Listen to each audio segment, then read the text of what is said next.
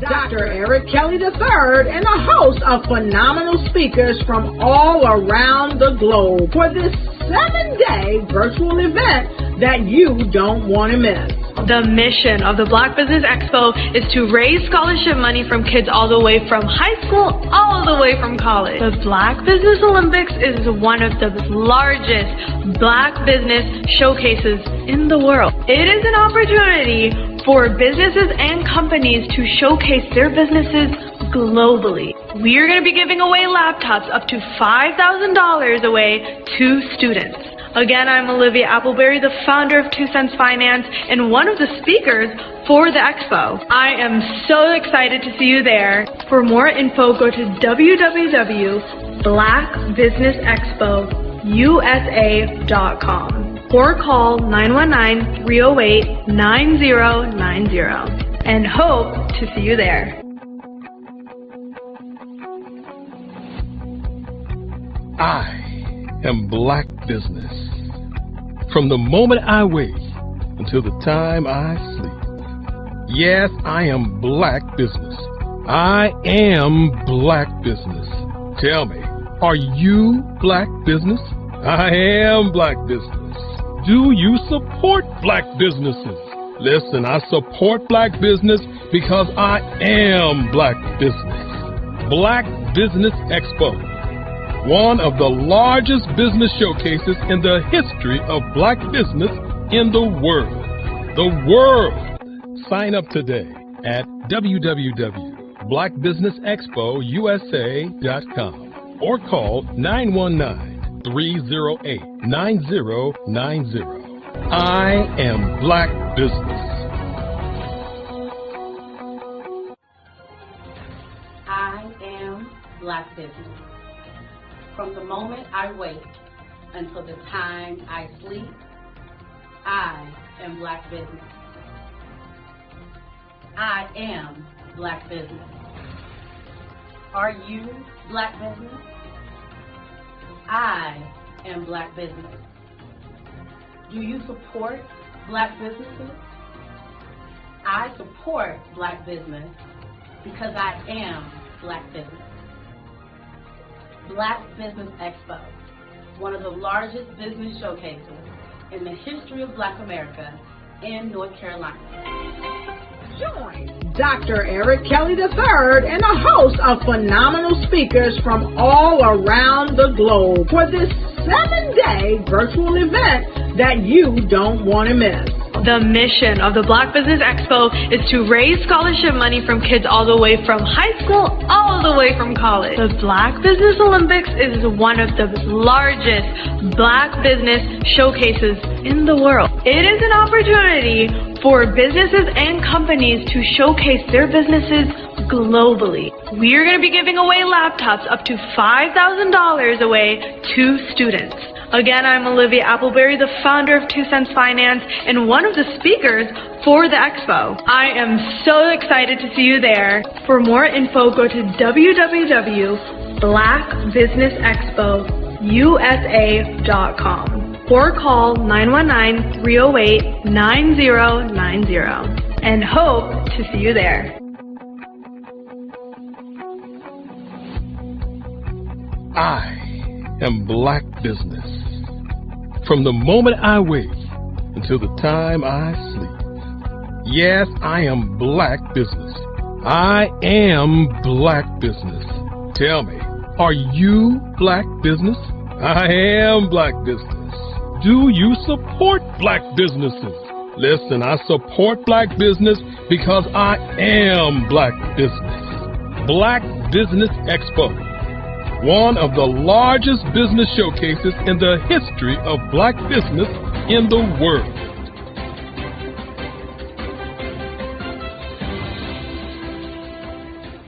I'd like you to imagine with me, if you will, opening an app where you can collaborate with like-minded individuals from around the world, get inspiration and in-app tools to launch and grow your business, as well as share your knowledge and earn compensation, all in one app.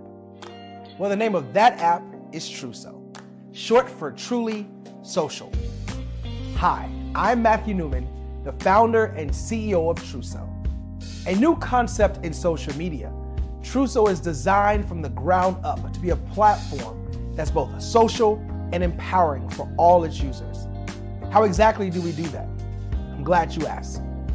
First, Truso brings the world together via video. Psychologists assert that video provides a significantly more effective connection than audio only. When you enter a community on Truso, you're face to face. Second, on Truso, you don't have to have 1 million followers to monetize. Our business model allows all hosts and moderators to monetize, no matter the size of your following, by 1, producing fee-based content, and 2, inviting others to join the platform as subscribers. Even more, Truso has an in-app resource library with over 100 free resources, forms, and documents to help you build your brand and grow your business. Third, Truso is inclusive. The deaf and hard of hearing communities make up 360 million people worldwide. Unlike audio-only apps, Truso embraces this community, providing a networking platform that allows them to participate via video and closed captioning.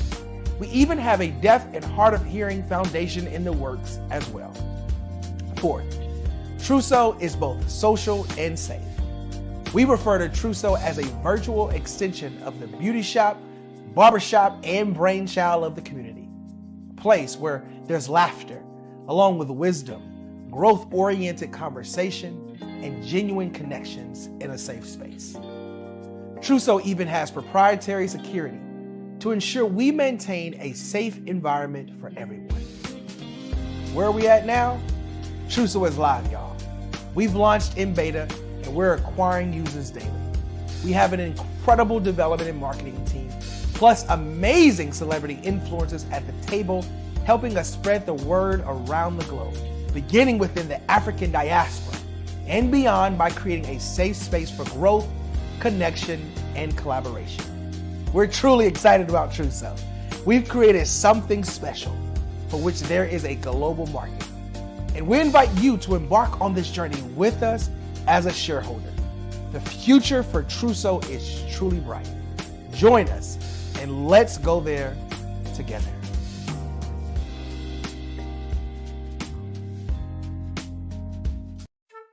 This is Dr. Arnold T. Petsworth. He's the owner of Petsworth Vet World. Business was steady, but then an influx of new four-legged friends changed everything. Dr. Petsworth welcomed these new patients. The only problem, more appointments, meant he needed more space. That's when Dr. Petsworth turned to his American Express business card, which offers flexible spending limits that adapt with his business. He used his card to furnish a new exam room, and everyone was happy. Built for Dr. Petsworth's business, built for your business, Amex Business.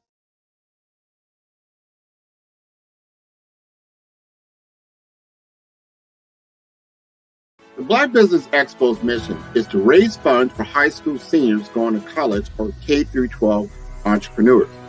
This expo is a fundraiser for students.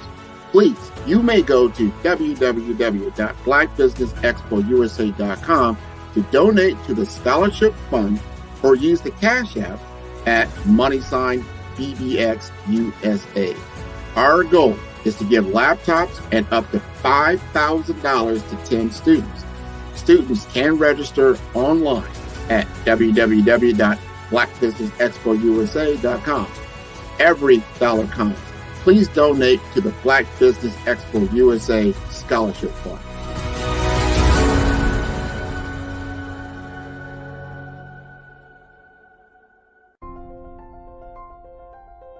What if you could build your own city? A place where every child can find nurturing people to help them achieve their full potential. A place where every adult can access job training support, where health education is abundant, where social justice ruled the land. A place without limitations. Welcome. You have arrived at STEM City USA. It is what every city should be. A safe and trusted community where you find people and resources to help you become everything you are and beyond. STEM City is unlike anything you have ever experienced. It is a digital twin of the world around you, only better. STEM City is about energy and soul renewal. It is more than a digital world. You can almost feel the power of live cultural events, music, and theater. STEM City promises a better future for children with caring mentors and hands-on activities with dedicated tutors to support our youth. STEM City is your passport to a healthy lifestyle with weekly events addressing our community's many issues. STEM City is your financial well-being with helpful information on wealth management, career advancement, job training, and so much more.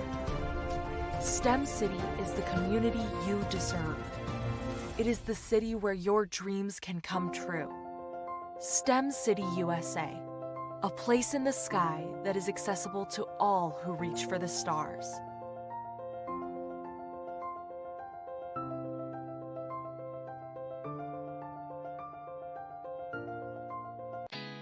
Did you know women represent just 3% of Fortune 500 CEOs and less than 15% of corporate executives at top companies worldwide? Have you wondered what the secrets are to getting into the top ranks, whether in the private or public sector? Do you want to figure out how to stop being held back in your career or passed over for promotion? Then you're in the right place. Hi, I'm Dr. Madeline Ann Lewis, President and CEO of the Executive Women's Success Institute. I have decades of experience in the military, the federal government, and corporate America, and my mission is to help women succeed and tap into their full potential. I want to reach 1 million plus women around the world to become the leaders they are meant to be. So if you want to move into a management or executive level position, or maybe you are a female veteran transitioning out of the military into business entrepreneurship, then reach out to the Executive Women's Success Institute at 301-693-3284. Let us get you on the fast track to success.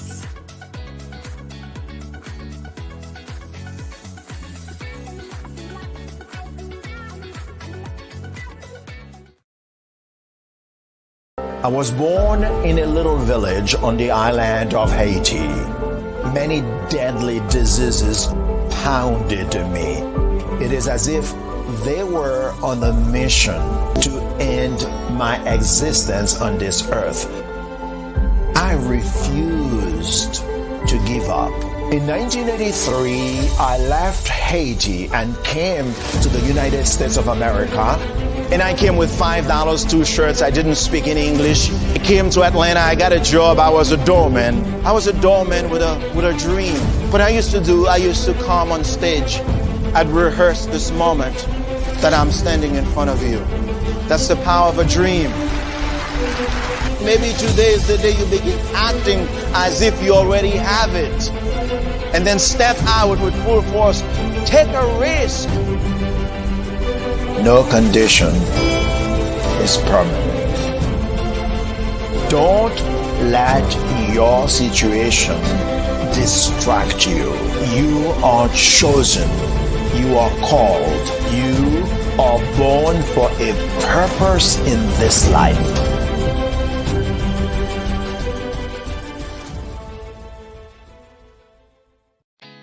Did you know women represent just 3% of Fortune 500 CEOs and less than 15% of corporate executives at top companies worldwide?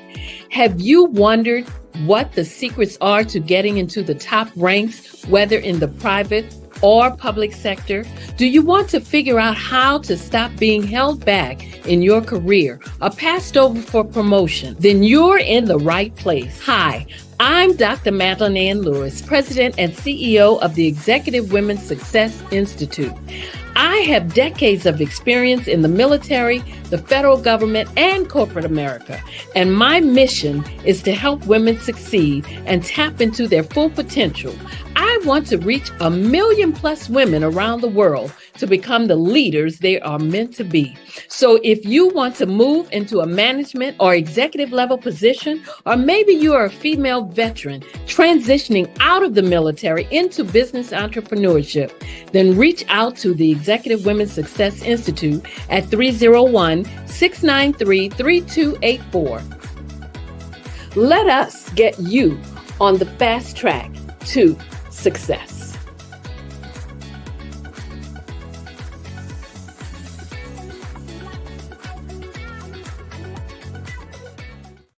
I'm Ramon Ray, founder of Smart Hustle Magazine and smallbiztechnology.com.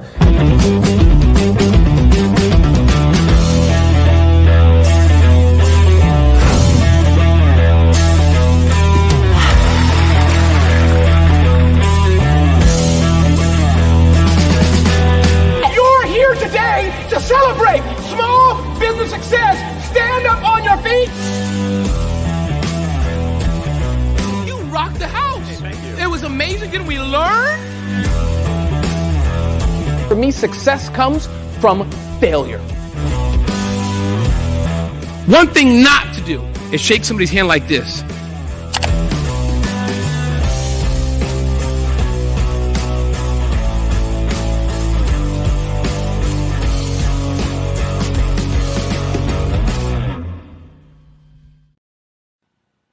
Hello, my name is Kiasi Helm and I'm 14 years old. I think my genius would probably have to be setting goals and achieving them. I say this because ever since I was young, I always wanted to be an author, and at age 11 I ended up achieving this. But not only did I end up becoming an author, I ended up becoming a public speaker, a publisher, a business owner, all these great things. The name of my business is Written by Kids Publishing Company. I decided to start this company because I thought it was important for me to help kids my age express themselves through literacy and just achieve their own goals. Because to me, achieving goals is the best thing in the world to feel. It's you just achieving things and aspirations that you set for yourself. And I know that everybody is capable of this because even if you don't end up achieving the goal, you still tried your best, and that's the most important thing. And everybody is capable of this because genius is common. Thank you. I'm Kennedy Harris. My genius is being an entrepreneur. I'm the CEO of K-Lock, a company where I develop my very own line of kids supplements.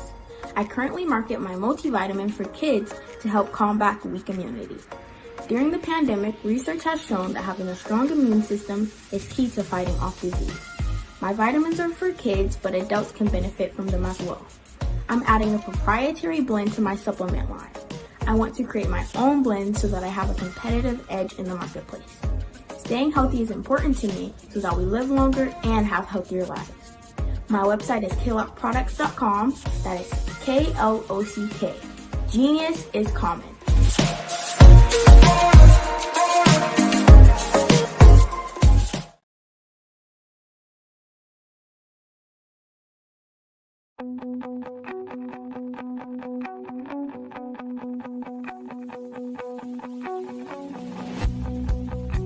I am Black Business.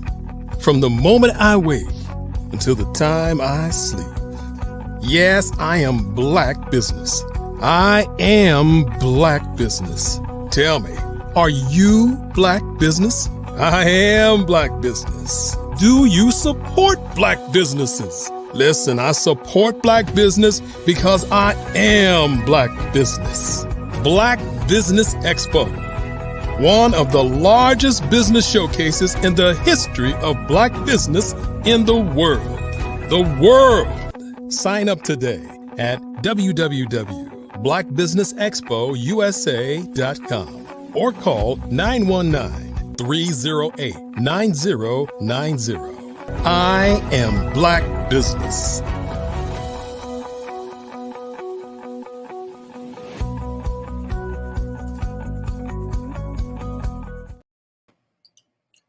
Good afternoon, business owners, entrepreneurs, thought leaders, and corporations. Welcome to the Black Business Network. My name is Charles Kithcart of African Diaspora Maritime. I'm your business moderator this afternoon on the Black Business Network. The Black Business Network is a 24-hour business network showcasing Black businesses, business owners, entrepreneurs, and thought leaders worldwide. We have speakers from North Carolina, London, Singapore, Africa, Japan, and cities all over the United States. The Black Business Network is a global community sharing its business knowledge to empower, inspire, and educate businesses about business. Today we have Soraya Woods, and Soraya is a financial guru, and she's going to come in and teach us something. So we're all going to get rich. So stay tuned. Soraya, how in the world? Give us your elevator speech. Tell us about yourself. Hi there. It's actually Soraya. Thank you so much for having me. Indeed. So I am a life insurance agent / financial coach. I am in the process of becoming a financial advisor, and I am very, very intent on helping educate people who look like me on finances and how to build generational wealth.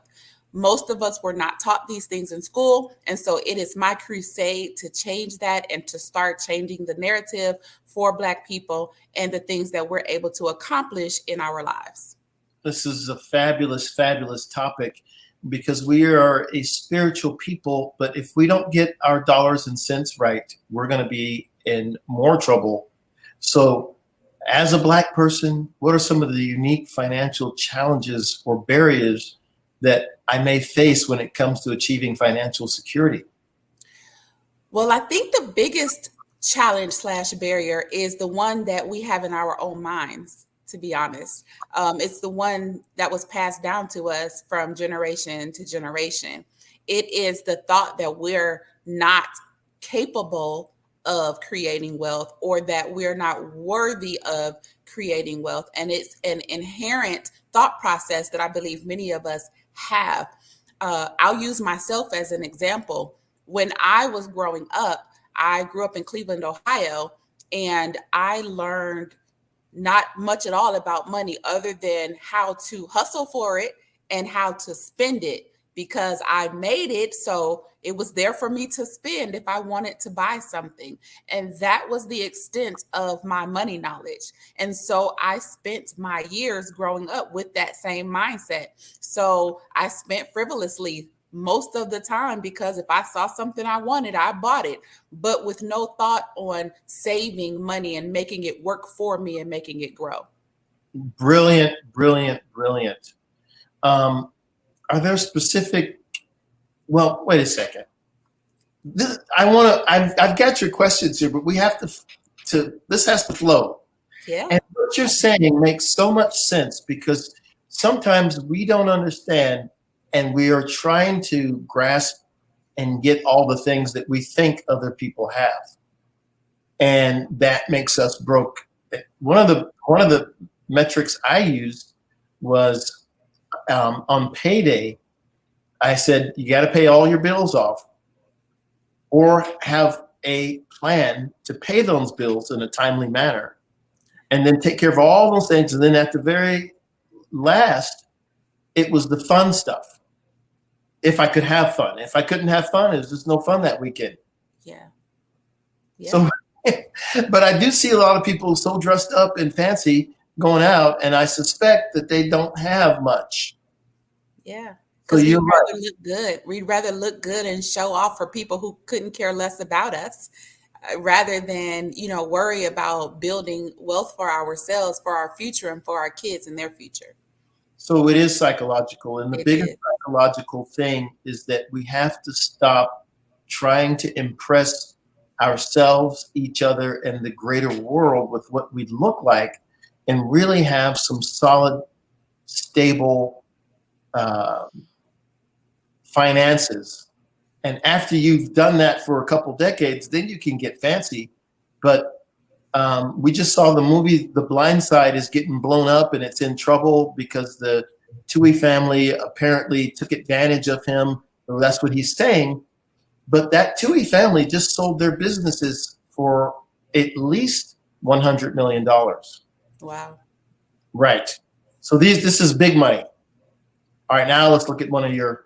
So are there specific life insurance policies or financial strategies that are tailored to the needs of Black individuals?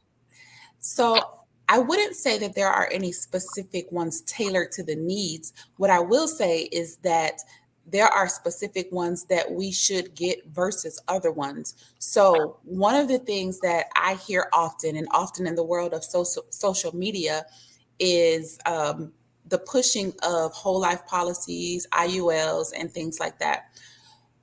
I don't want to bash anyone or anything that they produce, but I will say that those are typically not the best policies for what they're intended, the purpose they're intended to serve.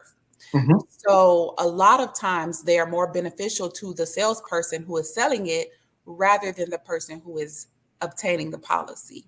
Okay. And they're typically sold with the idea of building wealth inside of the policy, having a savings account inside of the policy, being able to borrow from it, being your own bank. And these are the buzzwords that are thrown out there without telling people the trap that they're falling into in having these policies, which often comes at the risk of losing your money because the policy ends up eating itself from the inside out, or you're penalized on these monies that you end up borrowing from, you're taxed on them. And so there are different risks involved with these sorts of policies. So my crusade is a little bit different with the company that I'm with.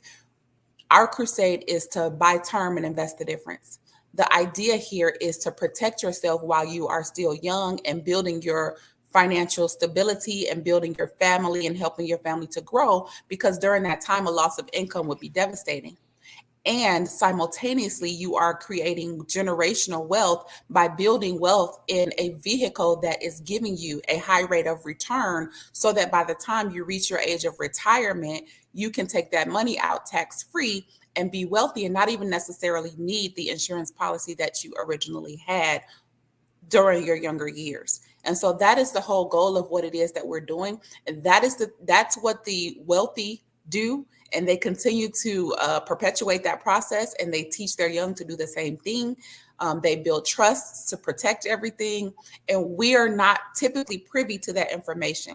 And so again, that's the crusade I'm on, is just to help disseminate that information to everyone. Right. This is fabulous information. I learned about trust not too long ago. What would you say is the retirement age these days? So I love that question. And my favorite answer is retirement is not an age, it's an amount. And that's just the reality of it. So whenever you build yourself up to a financial status of being able to retire comfortably without having to worry about running out of money during that process, or have to worry about returning to work, then retire. Because what I can promise you, had I known all of this stuff when I was in my younger 20s, I would be retired today at 48 years old. But that is not the case. And I am just now learning these things and, starting to make my way. And so I would say, though, to answer your question, typically the age is around 62 and a half to 66 years old. However, with the vehicles that we typically help people to build their income in, they can start withdrawing their money tax-free at age 59 and a half. Got it. Okay. So how can I ensure that my life insurance coverage adequately protects my loved ones and addresses potential financial disparities that I may face as a Black person? So two ways. So one, I kind of already mentioned, is the fact that insurance was designed to be an income protection. So while you're building, if something were to happen to one of the breadwinners in the home, the family wouldn't be as financially devastated with a policy in place as they would be if they didn't have the policy in place. So that's one way.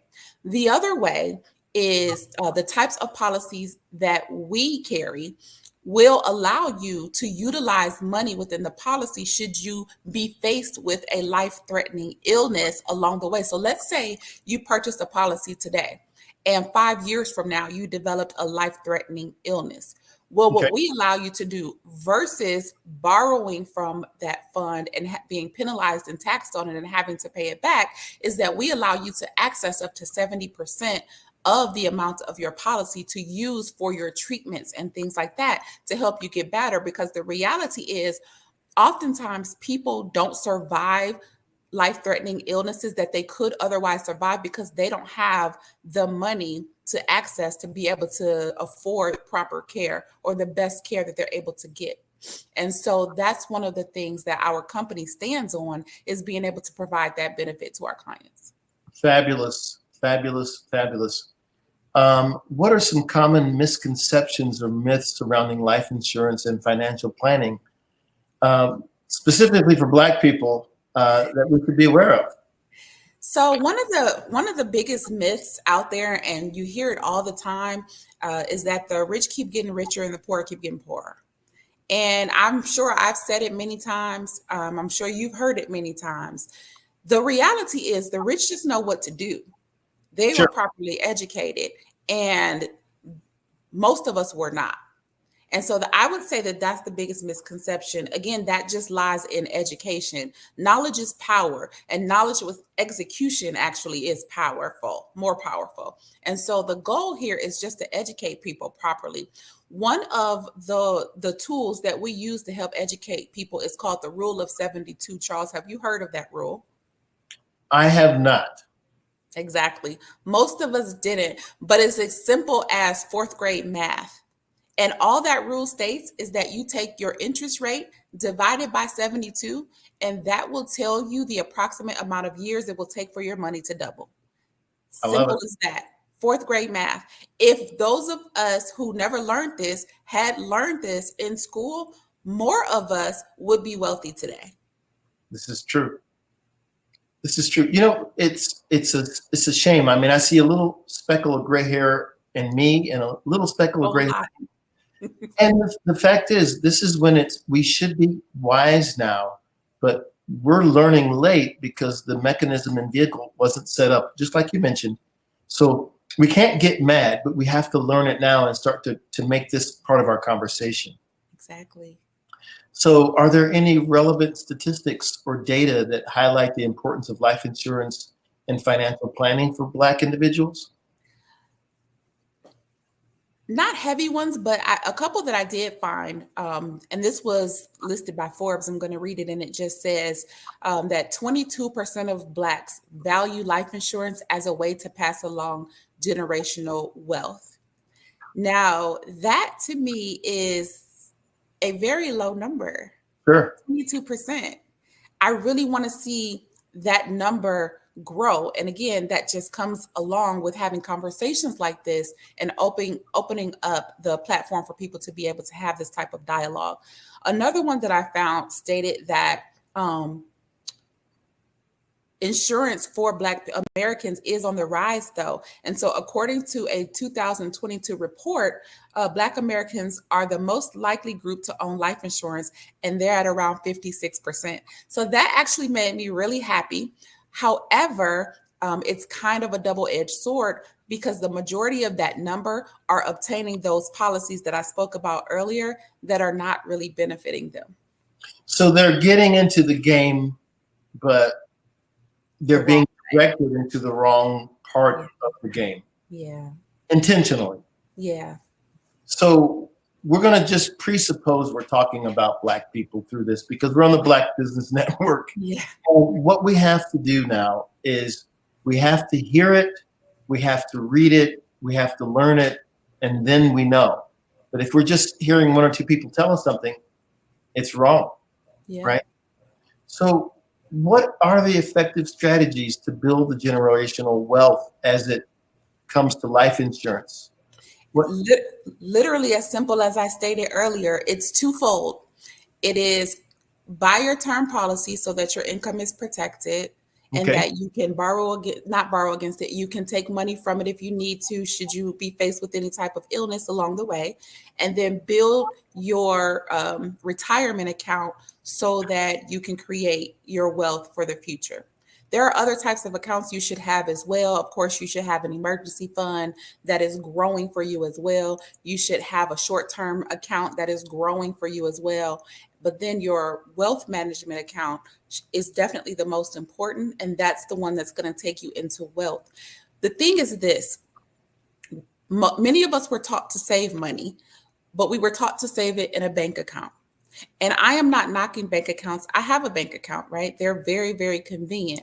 The problem is that we shouldn't be using it as a savings tool because we are not making any money from it. Our money should be working for us. Okay. And so, exactly. So when we put money into an account, millions of dollars are being made off of the money that we put in our accounts, but we're not the ones making that money. The banks are the ones reaping the benefit of the money that we're putting in the account. So Charles, you take $200 and put it in your savings account. Well, the bank that you put it into is going to take your $200 and invest it into the global economy so that they can make millions off of you and give you a rate of return of approximately 0.02%, which is nothing. And so that's what people don't really understand. They think that they're doing good by putting money into a savings account, and maybe they are saving a couple $100s a month. And kudos to them for doing that. That's a great thing. And they're not just frivolously spending it. However, the goal is to create wealth. You're never going to create wealth by sticking it into a bank account because it's never going to grow for you. It is sitting there collecting dust for you while they're reaping all the benefits from it. So again, part of our crusade is to cut out the middleman and help people to understand how to create that wealth for themselves versus the bank taking the money. This is brilliant. This is brilliant.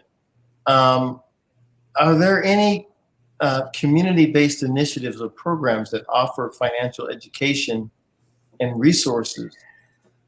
So I haven't found any community initiatives specifically that speak to it in the way that we do. However, I, myself, and my team are doing our best in our community. We're in Las Vegas, Nevada. And so we are doing our best to provide that sort of initiative. So one of the things that I'm personally doing is working with churches, specifically Black churches, to come out and speak to their congregants and talk to them about have this exact same conversation about money and insurance and how they work. I am also working with schools. That is next on my agenda of places to go and have these conversations and teach these students the rule of 72. And so those are the things that I'm currently working on. I try to get out to as many events as I can. One of the other things that we do is senior Medicare. And so I do try to get out and speak with seniors as often as I can so that they can be properly covered and not taken advantage of either. Amazing. And it's amazing that you're in Las Vegas because that is sort of the capital of just blow the money. But really the truth is somebody's making a lot of money. Yeah. Right. Yeah. So it sort of seems like it's the opposite, but I can assure you that there's some very frugal people counting money every night. Yeah, there are. So list us some alternative forms. So by the way, your answer is that you are the one who's doing the teaching. I am. And we're in a. I'm sorry. No, we're online. And that means that your reach can be as far as the internet can reach. And here you are. So it's time for us to really take the time. And I always say this to my friends. We've got to miss a couple of these basketball and football games and learn something. Yeah. Yeah. Okay. So are there alternative forms of financial protection or savings vehicles that may be more beneficial compared to traditional life insurance policies? So I won't get too heavy into the financial side of it, just because I'm not technically a financial advisor yet. Sure. I am testing soon. But what I will say is that insurance is a very important part of the plan. So definitely you want to have that as well.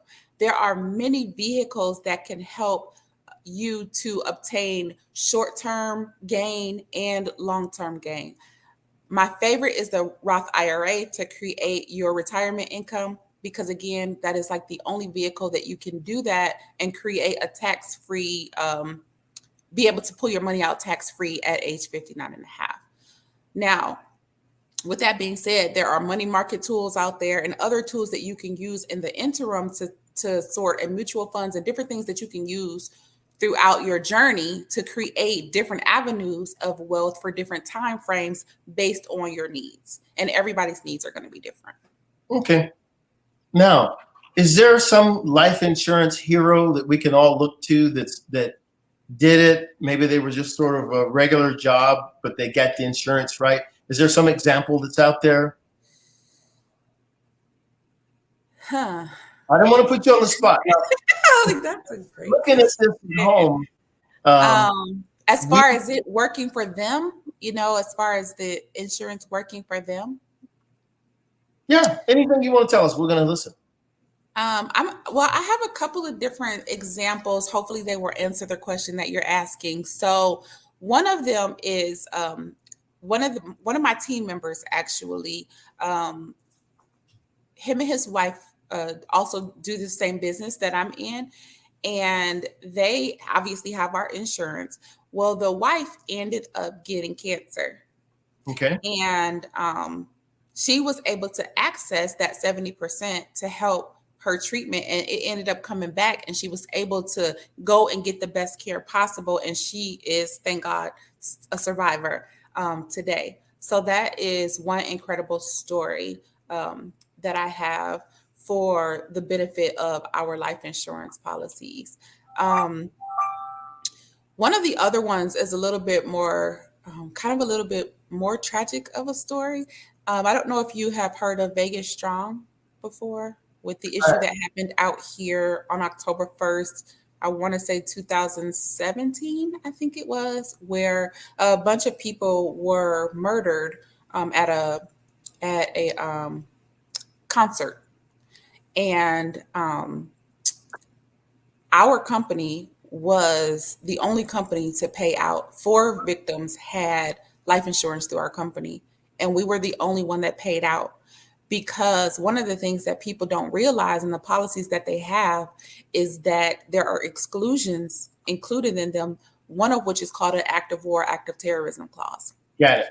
And they don't tell people about these exclusions. Well, because that was deemed an act of terrorism, the companies didn't pay because that was a clause, that was an exclusion, basically, that was written into those policies. Whereas our company doesn't have those exclusions. And so people who take advantage of our policies will benefit from the fact that we don't have any exclusions. There's nothing hidden in our policies. The only one is the federally mandated one of suicide. And that is in place in our particular state for 2 years. And so those are the two stories, I guess, feel good stories, but, based in tragedy, but still ultimately a win at the end. For the people who had the policies in place that they needed to have versus ones that weren't doing them any good. And so that's part of it too. People get sucked into these policies with these grandeur promises, and they don't tell them everything, and they don't tell them about the things that they're excluded from. And that is scary. It's scary that people don't know what they're getting into. One of the very first things that these policies that they're selling will say on the page is read your policy carefully. And they are banking that the person will, one, not read their policy carefully, and two, if they do read their policy, won't understand what they're reading anyway. Because as the sales agent, they don't have to disclose everything themselves as long as they put that verbiage in there. And so you just got to be careful. Right. So ultimately, the insurance makes money because people pay into it. And then they say, look, we're banking that these big disasters don't come that we're liable for. And then when something that the normal thing, because everybody's going to die, will pay out. But then by the time you're gone, no big lump sum. But we need to be covered, because if we're not covered, we can deplete our resources or not get the treatments that we need. Exactly. And the thing is, I know that you've seen like the GoFundMe's. I see them all over social media, the car wash signs, the bake sales, and the things that people do when a loved one dies. And here's the reality of the matter, Charles. Like you just said, the only guarantee in life is that none of us are going to make it out of here alive. not one of us. And so it's funny to me and sad how we will run out and insure our cars because somebody told us that we have to, right? We will insure our cell phones. We will insure our laptops and our homes. And on the off chance that something happens, we don't insure our cell phones when we purchase it and go outside and chuck it across the parking lot. You know what I mean? Right. It may or may not break. Our lives, though, are the one thing that is going to get lost at some point. None of us know when, where, or how. I had a godson that passed away in June, 16 years old, went to sleep and didn't wake up. None of us expected that, Right. And so the thing is, we never know when or how. People leave every day and don't make it back home at the end of the day. And so you don't know. I just passed an accident yesterday where the white sheet was up because somebody didn't make it. And so the thing is, guys, you don't know. And so you have to be protected because your family is going to be in a worse position if something happens to you. And so the reality of the matter is, do you want to leave your family in a better, same, or worse position when you're gone? You don't want your family to have to go begging for money to bury you. Funerals are expensive, extremely expensive. But not only that, with death comes debt, period. It doesn't matter if you're quote unquote debt free. There is always something. And there are always going to be bills that are left behind that your loved one is going to have to take care of or continue to maintain without your income being present any longer. And so we have to be, more diligent and more knowledgeable of these things so that we can create the proper platform so that our families are protected. Well, this is brilliant. As I'm listening to this, one of the things that I'm sort of thinking about is that the idea of getting married and partnering in, and that the children will take over and carry forward like a relay race what we've achieved. Yeah. Some of us have grown up where it was sort of like, all right, you're 18, goodbye, we'll see you. And it's sort of like other families, they sort of stick close and then they keep building wealth. And I think these lessons we have to relearn. But we were coming from, I don't want to say complete poverty, because we did have Black Wall Street in Oklahoma. Right. But we've got a mind, it's in the mind, as you mentioned earlier today, that we've got to start to look at this. Yeah. Let's see here. What role does the credit history and credit building play in achieving financial security? And how can life insurance policies help in that regard? So I would say that the two are pretty separate entities. But to speak to the first part of what you were asking, just kind of based on what you just said, if you think about the fact that we are going to be leaving someone behind to carry on the torch, we want to create wealth for them as well. We want to create a proper platform for them as well. We want to give them the knowledge that we have learned so that we can continue to pass it on and they can pass it on. And we want to set them up for success. That's what other cultures do. They set their young up for success. And so credit plays a huge part in that, because the reality is, whether or not we want to rely on credit, credit is a big part of what makes this world go round. And so we want to be in a secure place with our credit. And so to do that, you have to make the right decisions. And so if you're going to use credit cards, then use them more like a debit card, use it and then turn around and pay it off so that you're not racking up debt. And the thing is, like I spoke about all of those accounts earlier, the emergency account and the short-term account especially, what happens is a lot of times for these things, our emergency account is for, when the emergent things come up, the car breaks, someone gets sick, something like that. Right. But what happens is we're not expecting these things because it's an emergent situation. And so then we rely on debt to take care of it. Or we go into debt or loan or credit card to take care of it. Same thing with the short-term account. We want to go on vacation, or we're having a wedding or the kids' graduation or something like that.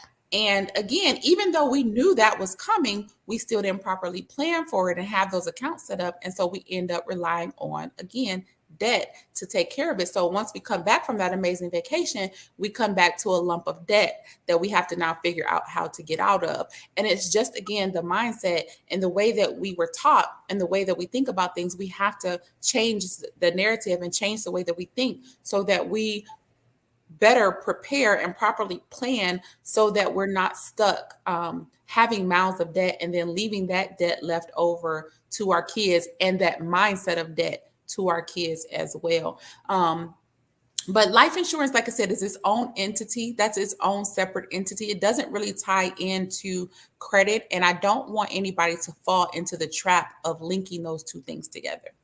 Got it. Well, this is very important. And if we can get our financial house in order, and I think that some of us get scared because we've heard these crazy amounts of money that people make. And I remember when I was just getting into the business world and they said that Jane Pauley was making $7 million a year, I fell out of my chair. But within the realm of what we make, if we make proper decisions, you can squirrel away money and get your insurance in place and get all those things in place. But it can't be that you go out. Someone told me that we own more Mercedes per capita than the community at large, but we have less wealth. So, so we've got to get used to the Ford as opposed to the Mercedes and sort of say, this is where we are. We can move forward, but we can't just have all the trappings of wealth. And I guess one of the biggest lessons I learned is a fun thing from my parents. They said, if you can't afford to fix that vehicle, don't get that vehicle. That's exactly correct. Right. That's exactly correct. I drive a Honda. Right. I drive a Ford. So I've seen people with a dent in a Mercedes, and I'm like, you can't have a dent in a Mercedes. This is terrible. Yeah. If you have a Mercedes, that means you've got enough to get the dent out. Yeah. You would think, but they don't. They go into debt just again wanting to, look good for the masses. Get that together. All right. Here we are. Go ahead. I was going to say, something you said earlier really stuck out as well, as far as, wanting to impress people. And we talked about that a little bit earlier. But if we think about impressing the people that actually matter, our families, our children, the people who actually look up to us and want to model themselves after who we are, that is who we need to be trying to impress. And we do that by making proper decisions, ensuring that they are properly protected, ensuring that we are showing them the proper way to live as adults when it's their turn to become adults, ensuring that they make proper decisions by watching us do it. Not a do what I say kind of thing, but more so a do what I do kind of thing. And if we are modeling the proper behaviors, then they will also adopt those behaviors and learn how to do things properly. That's who we should be trying to impress, not each other. Because honestly, you're not paying my bills, right, Charles? So with that, I don't need to, drive a fancy car or wear Chanel earrings for you, because for what? You're not paying any bills over here. And so for me, I want to impress my kids, my grandkids, the people that are watching me and wanting to model themselves after who I am. I don't want them to go out and model themselves after somebody that they see on social media or somebody that they meet in the streets, because that person looks like they have it all together, whereas their character or the things that they are doing for those things are, less than ideal. And so I would rather show them how to do things the proper way. Soraya, listen, we could talk all day. We're running out of time. We've run out of time. So give us your contact information real quick.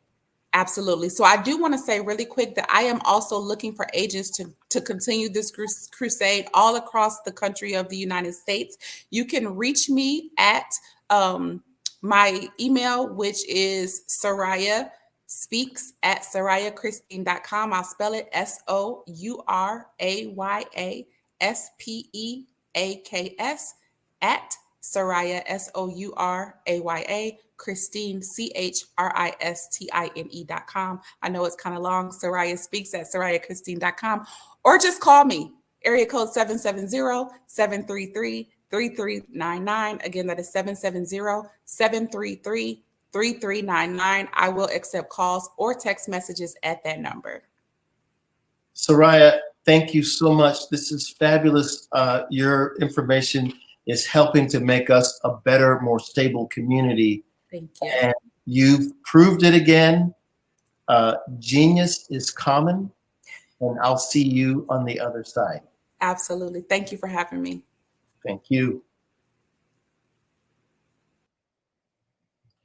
Ladies and gentlemen, you've got to look at this and listen to this. We have guest after guest, speaker after speaker that's teaching us and showing us.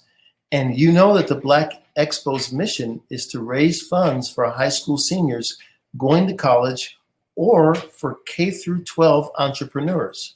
Now, we just heard how important it is to be in the business world, and here we are with K through 12 entrepreneurs. So if you have the ability to help, I want you to go to www.blackbusinessexpousa.com and donate to the scholarship fund.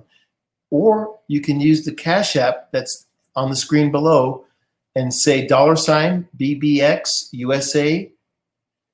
And we're going to change the dynamic of the situation that we've been in financially as a people. Our goal is to give laptops and up to $5,000 to 10 students. Students can register at the same thing, blackbusinessexpousa.com. Every dollar counts, so we want to remind you to donate to the fund.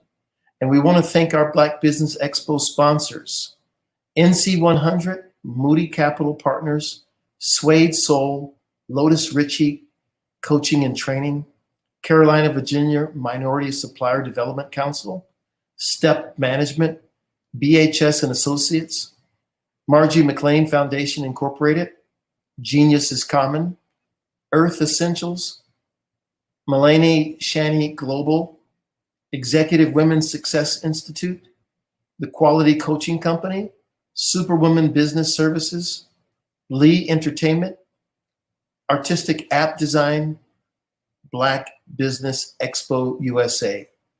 Genius is common. I'll see you on the other side.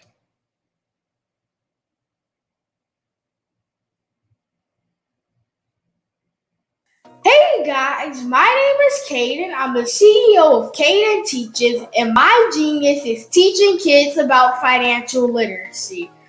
Throughout my financial products, such as my financial flashcards, my activity book, and my newest project, my financial bus, which I bought. And on the bus, it has a mock bank where kids will learn how to deposit and withdraw money, a mock grocery store where kids will be able to learn how to have a family budget, and a mock stock exchange where kids will even be able to learn how to invest in stocks. Now, I decided to start teaching kids about financial literacy because I find that most kids graduate high school without even knowing the basics about financial literacy. And I feel if I were to teach kids about financial literacy, that I would be able to help kids tap into their genius. And I actually learned about financial literacy to my dad because I would go to business meetings with him and I would always see that they were talking about financial literacy. And at that point, I didn't understand what financial literacy was. So I took it upon myself to learn about financial literacy and teach it to kids in a way that they could understand. But I want you guys to help me help kids tap into their genius by going to my website, cadenteaches.com, and you can sew into me in my financial bus by going to my GoFundMe link. And remember, if Caden can, you can too, because genius is common.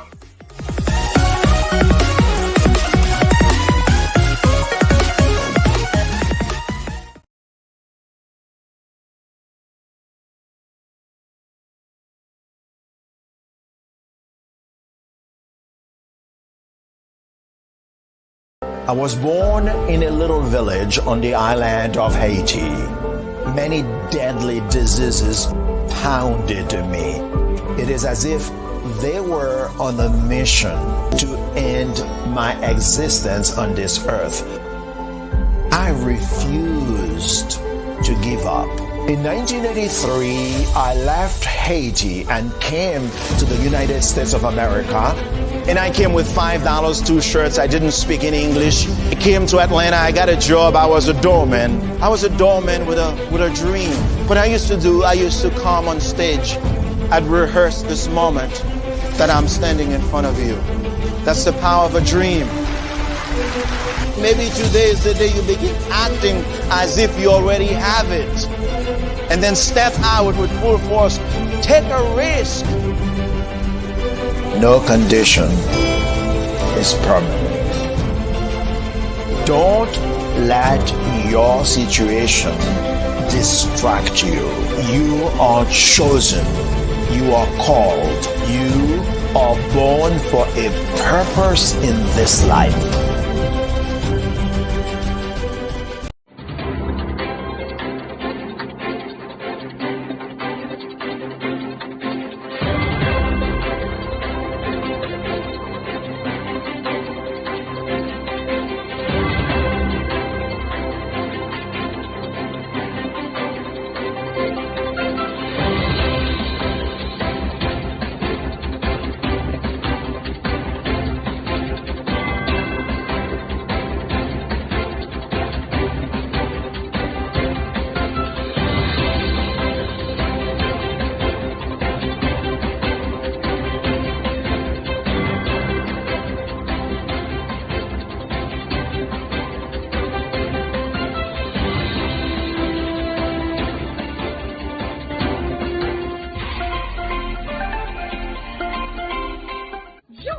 Dr. Eric Kelly III and a host of phenomenal speakers from all around the globe for this 7-day virtual event that you don't want to miss. The mission of the Black Business Expo is to raise scholarship money from kids all the way from high school all the way from college. The Black Business Olympics is one of the largest Black business showcases in the world. It is an opportunity for businesses and companies to showcase their businesses globally. We are going to be giving away laptops up to $5,000 away to students.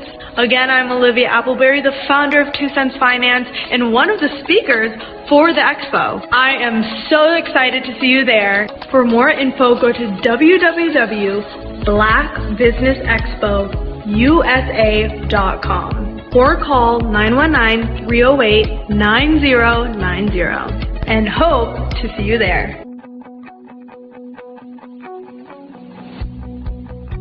I am Black Business. From the moment I wake until the time I sleep. Yes, I am Black Business. I am Black Business. Tell me, are you Black Business? I am Black Business. Do you support Black businesses?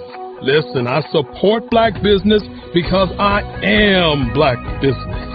Black Business Expo, one of the largest business showcases in the history of Black business in the world. The world!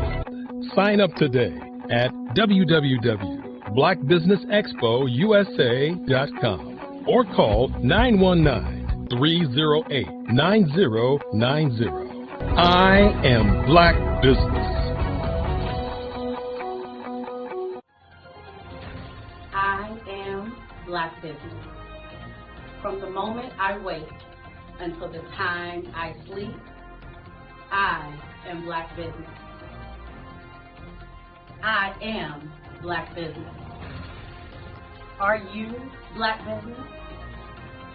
I am Black Business. Do you support Black businesses?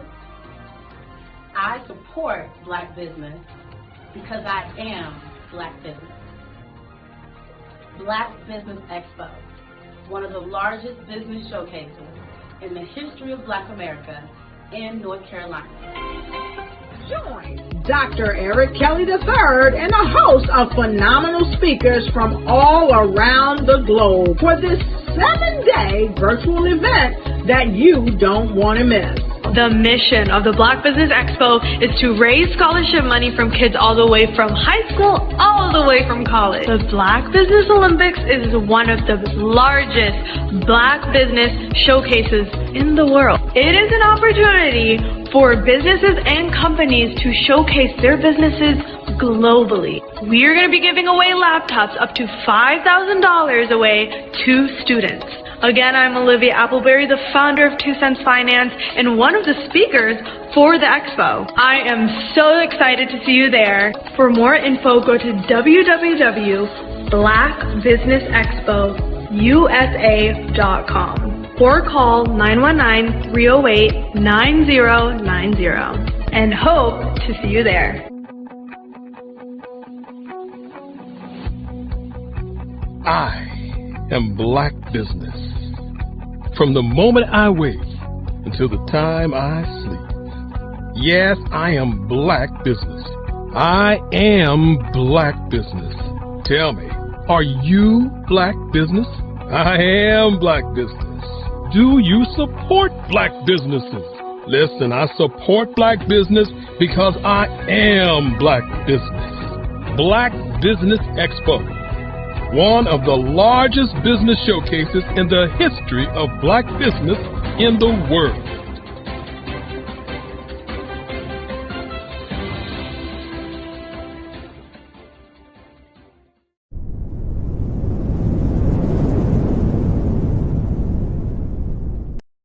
I am from Washington, D.C., but I was raised in Durham, North Carolina. I came to Durham when I was about 5 or 6, and then I traveled back and forth to D.C. because it's where my people are from.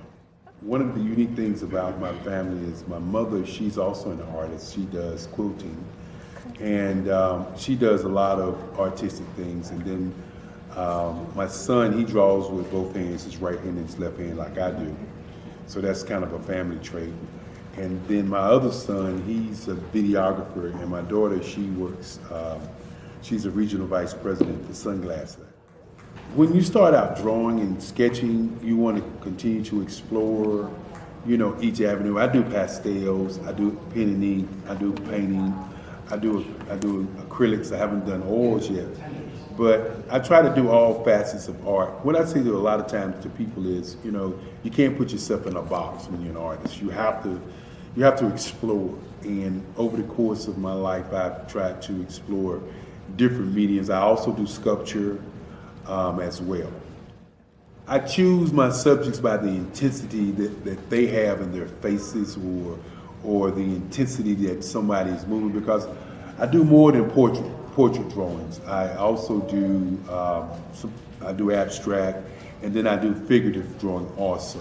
Well, what happened in this particular show is that I started out trying to come up with something that would be a little bit different than what everybody else is doing. So I was working on a Barack Obama show, and they wanted me to do some paintings of Barack. And so what I did was, because of the deadlines, I kind of did it kind of fast. And then I realized when I was doing it fast, I enjoyed it. And so then I started doing other pieces the same way, and I started to enjoy those pieces also. And so I came up with this particular style, and it's a style of lines and colors. And what's interesting is that when I was in college, I did a show called Lines, Colors, and I talked about the boldness of the blacks, the hotness of the whites, and this is how this has come about, you know, later on in my life. And the colors comes from a lot of the entertainers that I work with, where they wear different colors. They don't wear, you know, your plain reds or your whites. They wear different colors, and so that's also another piece of what's giving me the colors. The subtitle of this show is Faces That Speak Life. That's real critical. Faces that speak life. Each one of these pieces is a life source and a life energy that's being put on display for people that are looking at them. You know, I always say in terms of my art, it's not important that I draw them. It's important what you get out of what I draw. You know, I don't try to just draw it because you like it. People wanted me to do prints. I didn't do prints. You know, people asked me to do different people, but the people that I choose are people that make a difference in the lives of people in the world. So the human landscape idea was, again, as I say, the lines represent your emotions, it represents your ideas, and it represents your journey as a human being. And that's why you get the different pieces and the different looks.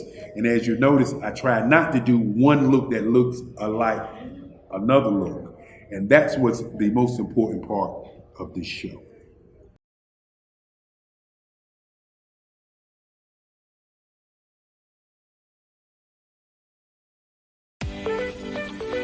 You are in the right place at the right time. The Black Business Network opens again for its Black Business Olympics, a 24/7 broadcast on business, strategies, global branding, social media marketing, finance, advertisement, and much, much more. Featuring the top, most powerful entrepreneurs and speakers and thought leaders from all around the world as they gather together for this phenomenal event. Join the Black Business Network streaming live into the metaverse, STEM City USA, Black Multiverse, Pod TV, Roku, Hulu, iHeartRadio, Apple TV, YouTube, TikTok, Instagram, Google Podcasts, Facebook, LinkedIn, IBM TV, Spotify, and Twitch. Tune in today and be a part of this amazing movement. The Black Business Olympics welcomes you.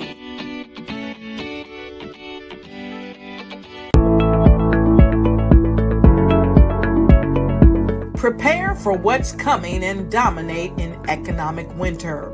Stand strong and thrive by showcasing your great products and services globally through the Black Business Network and Black Business Olympics.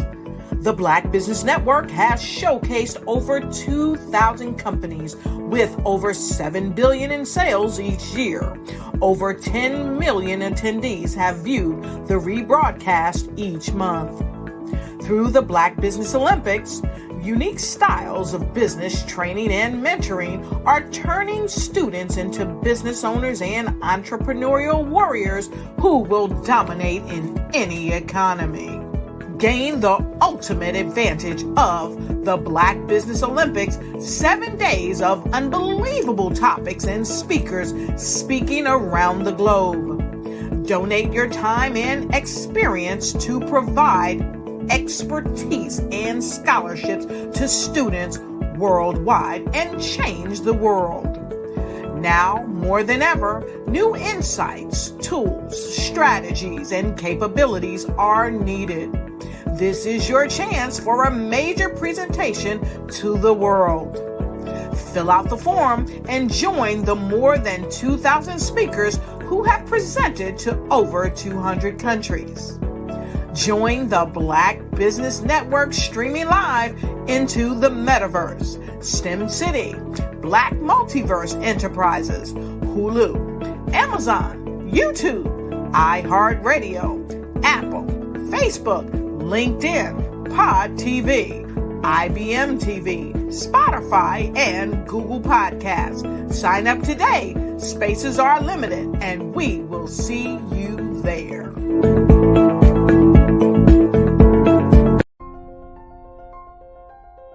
What if you could build your own city?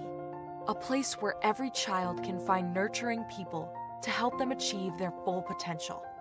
A place where every adult can access job training support, where health education is abundant, where social justice ruled the land. A place without limitations. Welcome. You have arrived at STEM City USA. It is what every city should be.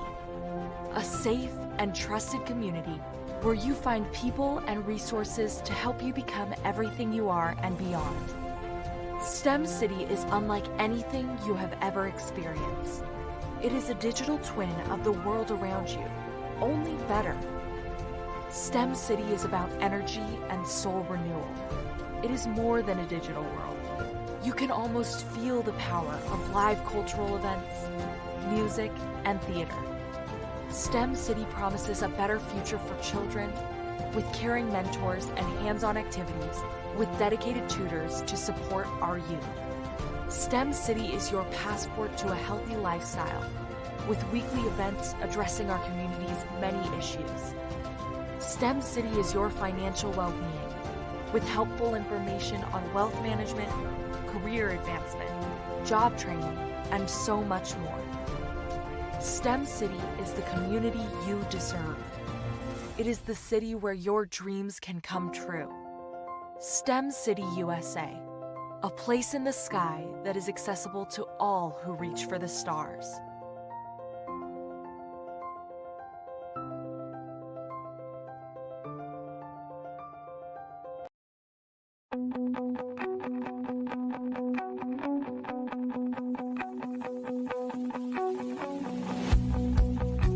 I am Black Business.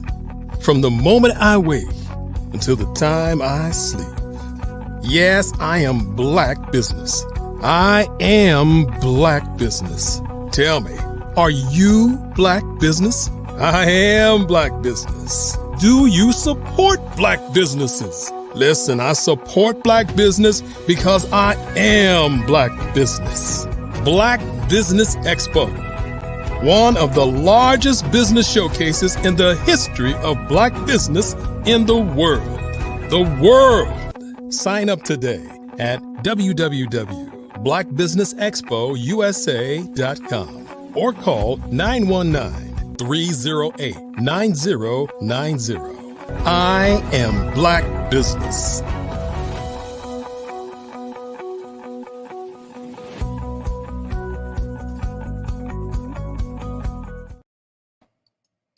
Good afternoon, business owners, entrepreneurs, thought leaders, and corporations. Welcome to the Black Business Network. My name is Charles Kithcart of African Diaspora Maritime. I'm your business moderator this afternoon on the Black Business Network. The Black Business Network is a 24-hour business network showcasing Black businesses, business owners, entrepreneurs, and thought leaders worldwide. We have speakers from North Carolina, London, Singapore, Africa, Japan, and cities all over the United States.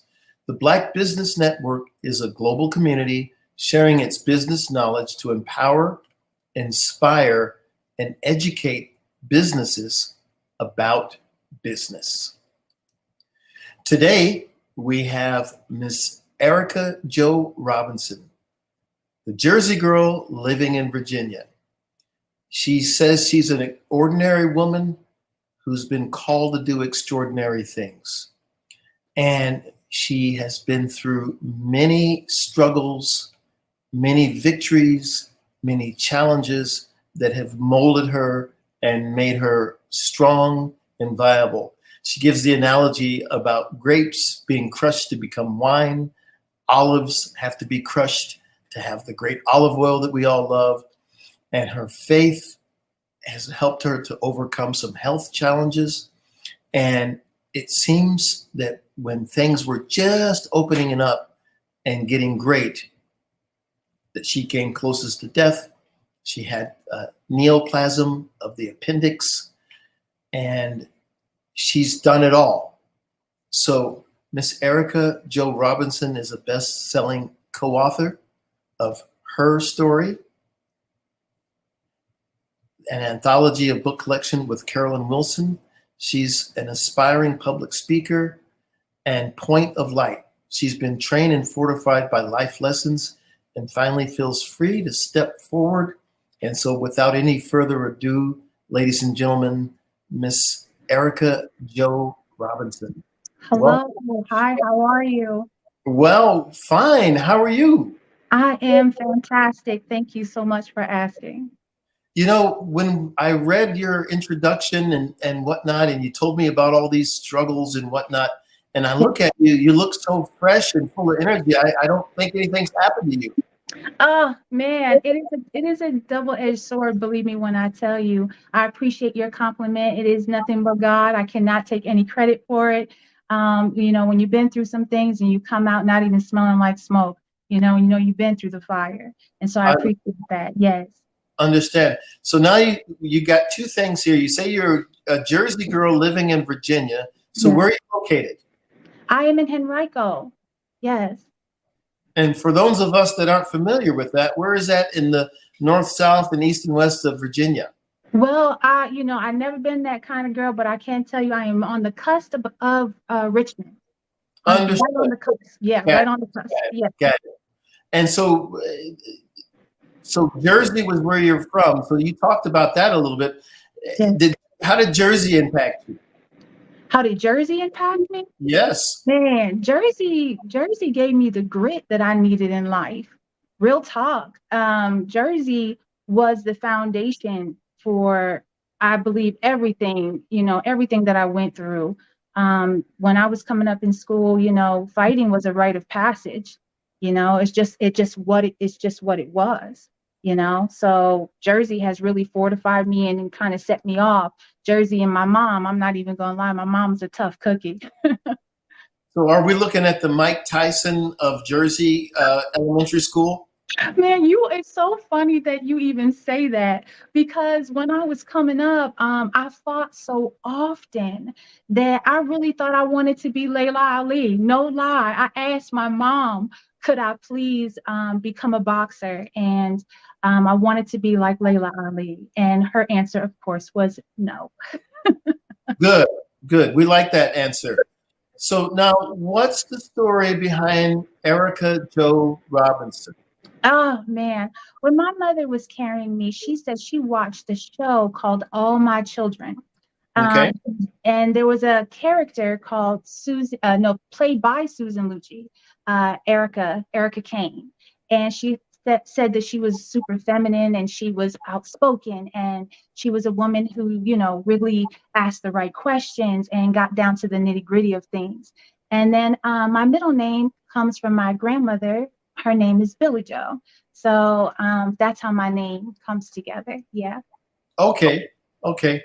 So now you were active in school, but not in the way most people would think. So tell us about your side hustle that almost turned into a dream career.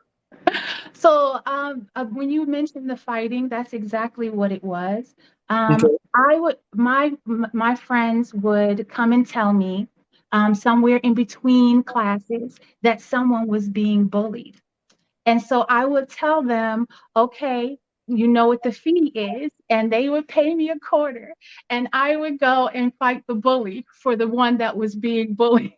Oh my goodness. This is, wow. This is a heck of a story. Yeah. Yeah, no, I was definitely always for the one who was being bullied. Yeah. Good, good. So your mother shot down your first career choice, which was going to be the enforcer. Yeah. And so what was your next big dream? I was enamored by music videos and magazines. And I remember when VH1 first started, and I remember when Yo MTV Raps first started. And I felt like I should have been a music video director, no lie. I love color. I love just the whole process of creating videos. And so shout out to Hype Williams if you're listening. I recognized it. I loved his work. Yeah, so that's what I hoped I would be.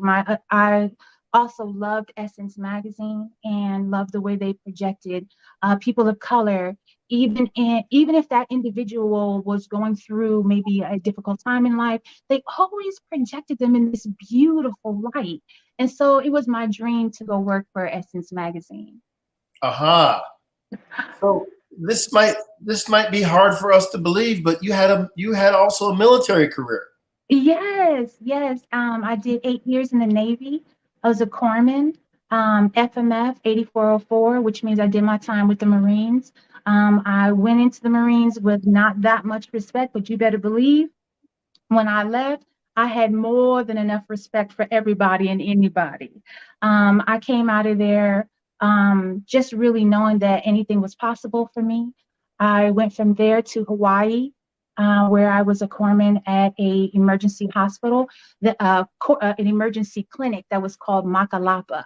On the island of Oahu. Say that 5 times fast, Makalapa. Yeah, so then after that, I became a medical photographer. I was in the OR quite a bit, documented a lot of cases, seen some both good and bad things there that just kind of stayed with you. But yeah, that's pretty much the deal. I'm probably a fairy or a fluke, they call it. I've never been on a ship in my whole 8-year career. Never. Okay, so this is pretty interesting. So are you saying that because your beginning career of fighting, were you beating people up and then taking their pictures and creating your own business? No, you know what? I was such a spitfire, man, between Jersey and fighting in school and everything. I was such a spitfire in the military. The funny thing is the medal that I got, which was good conduct, I really questioned should I have gotten that one medal, but yeah, it was something that I felt a calling to do. I was probably sitting with some friends and happened to see a formation go by, and it just really spoke to me. And that's the life that, I really wanted to live. I really wanted to join the military. Okay.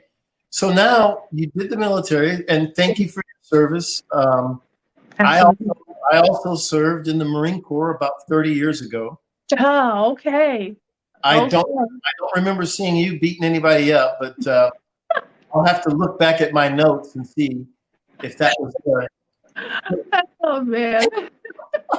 You had an impactful moment with a major magazine publication that changed the image of yourself. Share this experience. Yes, it is the moment that I fell in love with Essence magazine as a young girl. I was with my mother and my grandmother on my father's side, Maxine Webster, God rest her soul. She was always, her house was always so beautiful and picturesque. And she had a planter full of magazines. And the very first one facing me was an Essence magazine with Iman on the cover. I was so impacted by this. My first thought was, oh my gosh, Black people really are beautiful. And that statement comes from the idea that I'm sorry, my grandson's trying to come here. His grandma talking. But that idea really came from me growing up in predominantly Caucasian schools and always being aware of the fact that I was Black in these schools and that I was judged for my skin color, and 9 times out of 10 negative. So I was surrounded by my family, of course, but no one was really like the high fashion that of Essence magazine. So when I saw that Essence magazine became my Black community, along with Ebony and Hype Hair and Jet, they were my secret place where I learned so much about femininity and strength and power and Blackness. So yes, that was my impactful moment. I love it. I love it.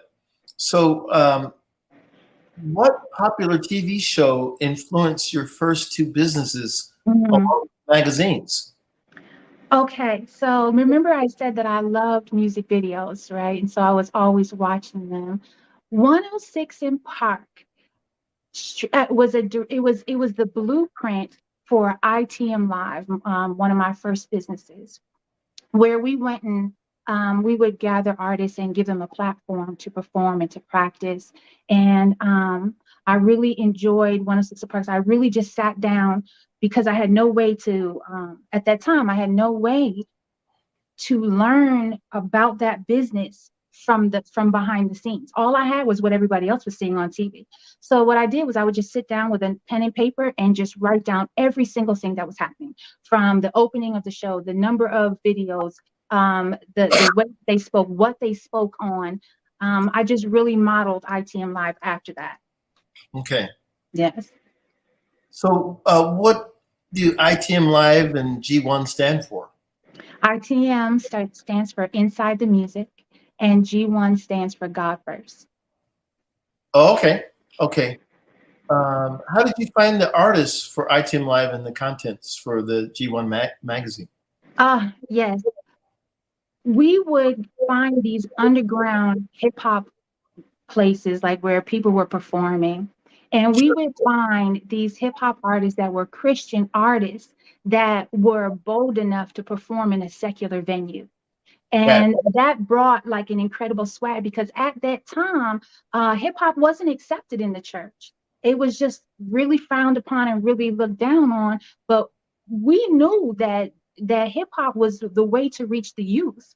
And so that's how we did that.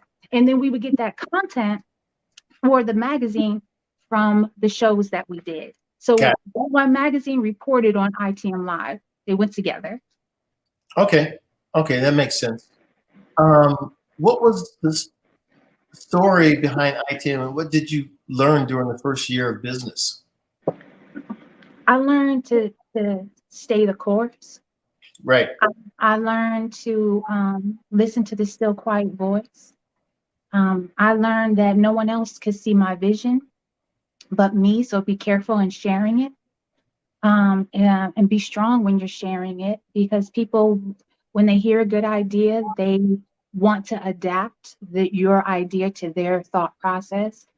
I learned that, trouble don't last always, and that if you keep going, something good is going to happen. You just got to keep moving and keep going and keep being creative.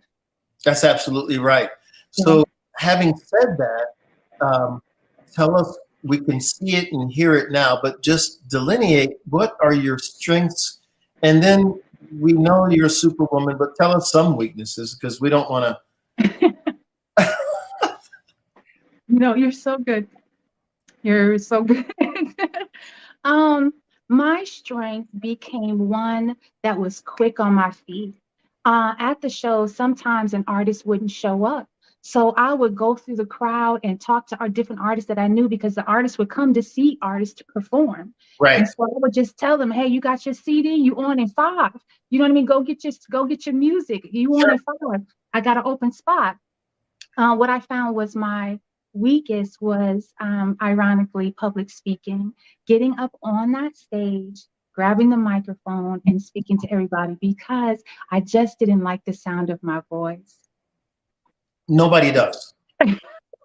And I think sometimes when we hear our voice, we're like, I can't believe that's me. That's what I sound like. But the truth is, we all sound like something, and we hear ourselves in our own head. And the voice projects out, but when we hear it on a recording that comes back, or a lot of times we've never seen a picture from us from behind or at a side angle. Like, who's that? It's like, that's you. So, right. So after making it for a full year, you wanted to celebrate your hard work. What did you do, and what was the thought behind the process of that strategy? After a year of that constant promoting and that constant presence, BET Awards was doing their advertisements, because they were about to come on. Sure. And I thought, this is it. ITM Live Awards. And so that's what we did to celebrate that year, because every artist wanted to, give their acceptance speech.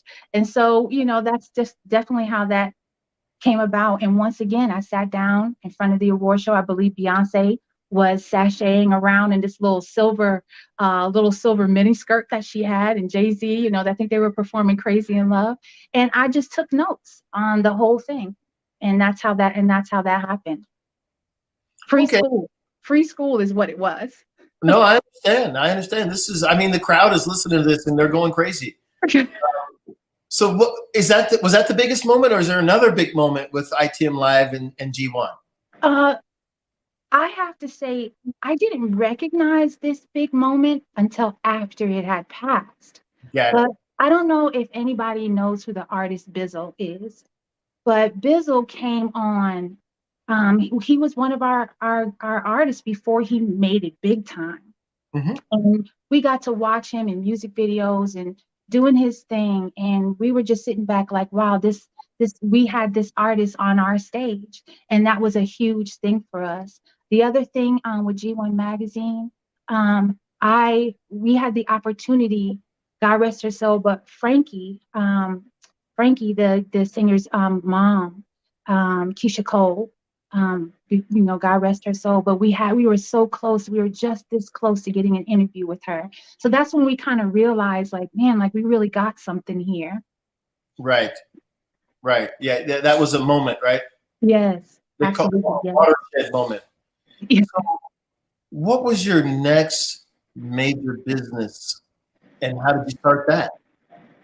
Well, because of our reputation with ITM Live and G1 Magazine, my husband at the time, I am now divorced, but my husband at the time played semi-pro ball.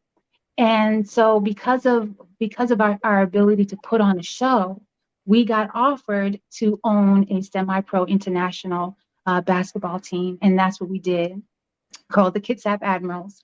And couldn't have a basketball team without a dance team. So then that came the flight crew, which I danced for 4 years. I danced with them for 4 years. I loved it. Right. I love it.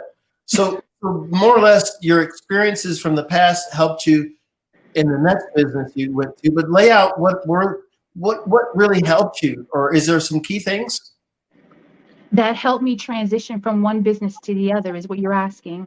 Right. I would have to say it was definitely, number one, your reputation precedes you. When you're involved in one project, it doesn't matter who's around you. One person, 50 people, 1,000 people, it does not matter. You give your best for the one. You give your best, and then your reputation will precede you because you don't know who's watching and you don't know who's talking. So you always do the right thing. The other thing is that those life experiences, being gritty, all the way back to, me on the playground, being paid to fight bullies, that all played a part in everything that I had done. So it was like digging your bag and see what you got and what you could use to, get on the next thing when the next thing comes around. It's all these life experiences play a part in building you and making you. I get it. So listen, I'm not that far. I'm in Annapolis. I've got a neighbor. I'm wondering if I could give you a quarter to teach them a lesson. Listen, I don't know if I'm any good anymore, but oh my goodness. Yeah, that was me. Me. So you didn't like to speak and get up there, but then what skill did you have to develop in the new business that you thought you got away with in the last? And that is public speaking. Yep. Public speaking is what I thought I was able to get away from and not have to face. But that basketball team needed promoting, and we needed fundraising, and I needed to go out and really impress the people with a fantastic basketball team to get funding, and that led to going to the city government and applying for a grant for marketing, and we landed that grant, and it was fantastic and awesome that we got money from the city to market. We were recognized in that form and fashion, as a tourist attraction for the city. So I had to speak. I had to get on that microphone. It was inevitable. So what I did was I pretended, like I told Erica to have a seat, and I just pretended to be Oprah at that time. Okay, no, this is what I did? right. So right. That's what I did. I just pretended to be someone I admired. No, this is really funny because this is, as people are listening to this, they're going to take up some of the things that you are saying, Yes. and meld it into their own lives. And a lot of times they tell you if you're going to speak in front of people, you imagine them in their underwear or funny, and it takes the pressure off of you. But the truth is, the honor is that people are gathered to hear what you have to say. And so there you have it already. They already are excited about what you're going to say. Yes, yes. Yep, that's what I had to do. Even dancing, I was scared, but I didn't want to let fear stop me. So on the dance court, I was Beyonce, flipping hair back and forth. Well, I had a good time. now we know you can dance. So that wasn't an issue. Or can you? Do you have 2 left feet? Is it? Well, there's a difference between going to the club and, dancing that way and knowing an 8 count and Right. memorizing moves and playing a character. There is a difference. And I'm not going to lie and say it didn't take me, an entire summer. I ran into this young cat from Jersey as well. I used to call him Big Jers. And we would go into this studio and I would let this 18-year-old teach me these dance moves. Now, we're not going to say how old I was at the time, but please believe that it was a miracle of God that I was able to do that. Let me just jump in on your age. In the chat box, they're asking me that you said grandmother, and now they're saying call the police because you can't be a grandmother. Did you take somebody and steal them?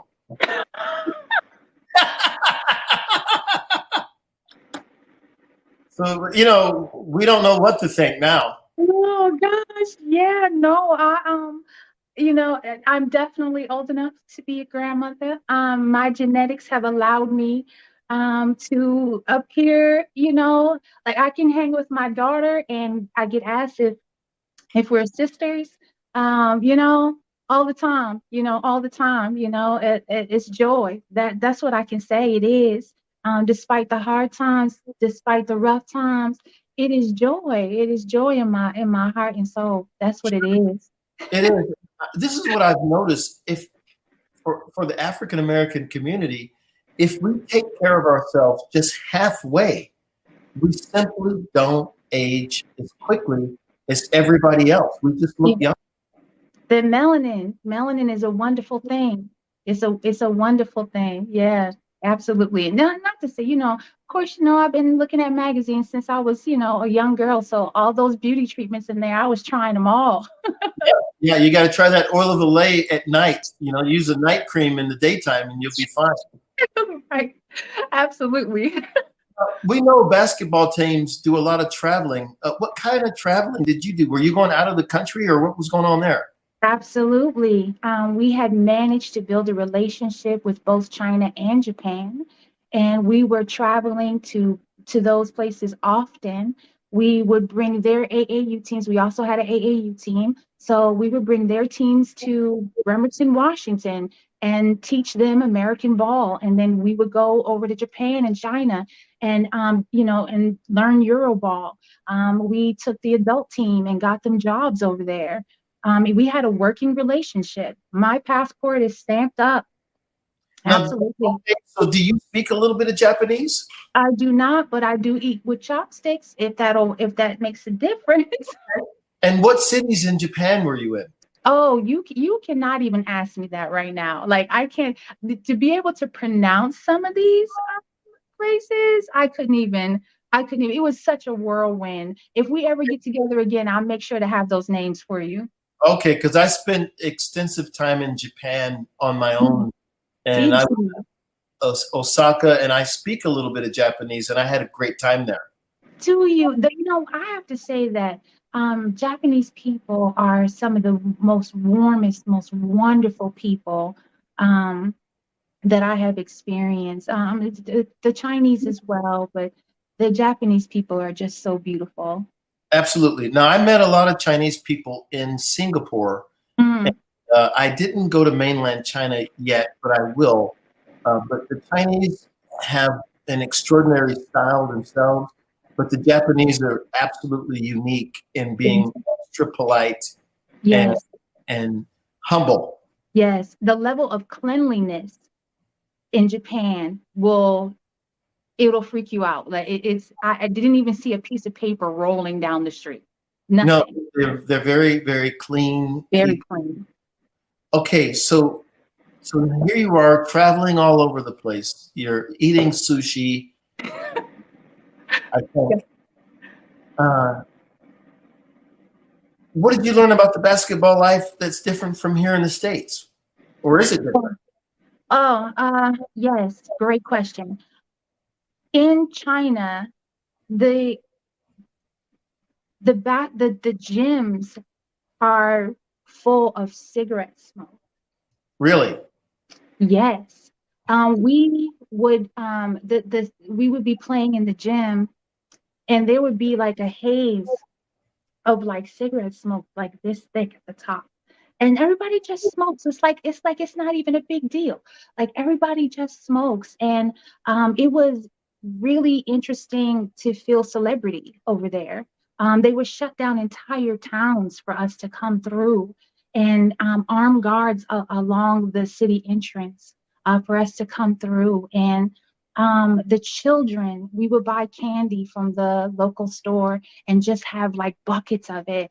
And the children would just run from every direction. And I mean, it seemed like thousands of children were, you were signing shirts and taking pictures. And it's just a really warm and welcoming experience. It'll have you questioning, what are you grateful for? It was just an amazing experience. I don't know. We actually went one year, came back the following year, and one of our players was plastered on the side of a bus as it rode by. We were just like, oh, okay. You know what I mean? What years was this going on? What years was this? Oh man, this was probably, let's see, 2016, 2017, 2018. This went on for 11 years. We ran this business. It was right up until 2020, when the pandemic broke out. We actually had tickets for Japan in our hands at the time. And our interpreter was back and forth with us. No, that she was saying, no, it's okay. You can come. And I was looking at the news and I was like, I don't think we should go. And then finally the word came down as she was speaking to us, the school that we were supposed to visit had shut down. So, 2020 on back 10 years, we ran this business, and COVID came and took it like that. So, right. So the COVID comes and shuts everything down, including the basketball business. And then you come to Virginia. Yes. And start a new life after divorce. And we're always sorry to hear about divorce. But it catapults you into writing and public speaking. Yes. What catapulted me was my diagnosis. Got it. I came here after divorce. My mother was here. I stayed with family to get on my feet, me and my children. And I landed a great job, got a new car, an apartment, and was off, doing what I know to do. And probably a year and a half into working, I was diagnosed with stage 4B cancer. And at that time, I was the healthiest I had been. Because of the divorce, my mind needed to change about some things. And so I was listening to quite a few motivational speakers. One of them, I named David Goggins, that I really enjoyed. A lot of people, say he's really harsh, but that's the kind of talk that I needed at that time. And him, and along with a few others, Eric Thomas, just to name a few, talked about this 1% and being up before the sunrise. And so I started getting up at 4:30 a.m. every morning to work out. And I loved it. It was the challenge. It was where I realized and recognized how to cross the bridge from who I was to who I wanted to be. Sure. And I could see her. I could see how she dressed. I could see how she talked. I could see the events that she was at and what she did for a living. But I needed to cross from where I was and who I was to that woman. I needed to outlast the thoughts that I had, the planted seed thoughts that I had from my past. I had to outlast them in order to make it to my future self. And around that time, after I had been diagnosed, I think I had my 12 rounds of chemo, lasting 3 days each. I was stage 4B, like I said. And I was the closest to death, and I looked the healthiest I had been since boot camp and, being with the Marines.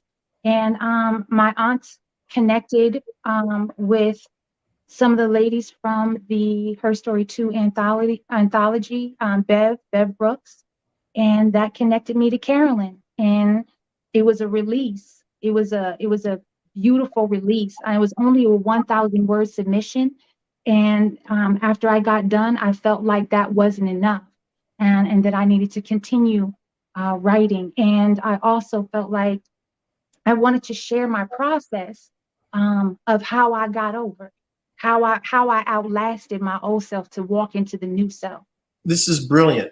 And I think that what I'm loving about what you say is that some people think that a blow, a public blow, or something that happens to you defines you and crushes you. But no, you've got to come back every time.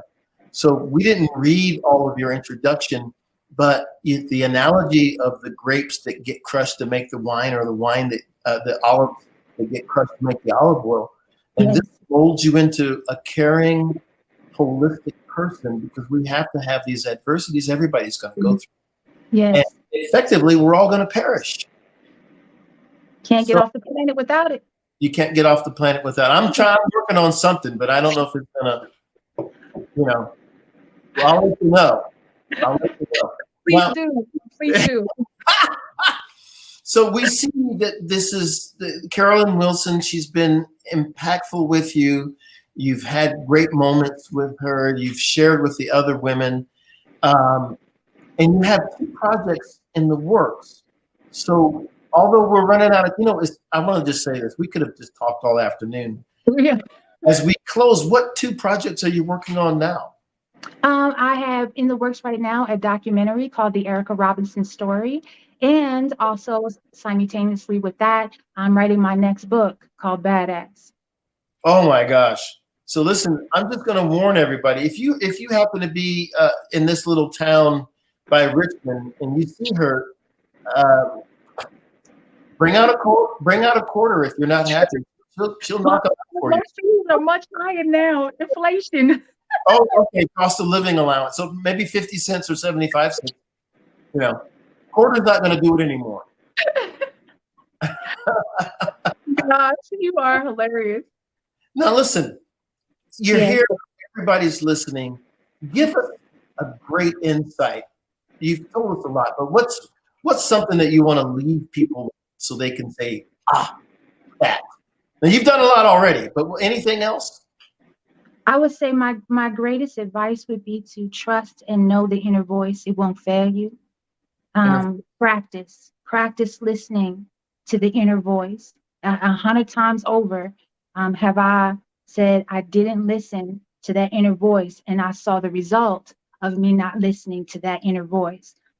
So that is across the board, whether it's your business, whether it's your family, your job.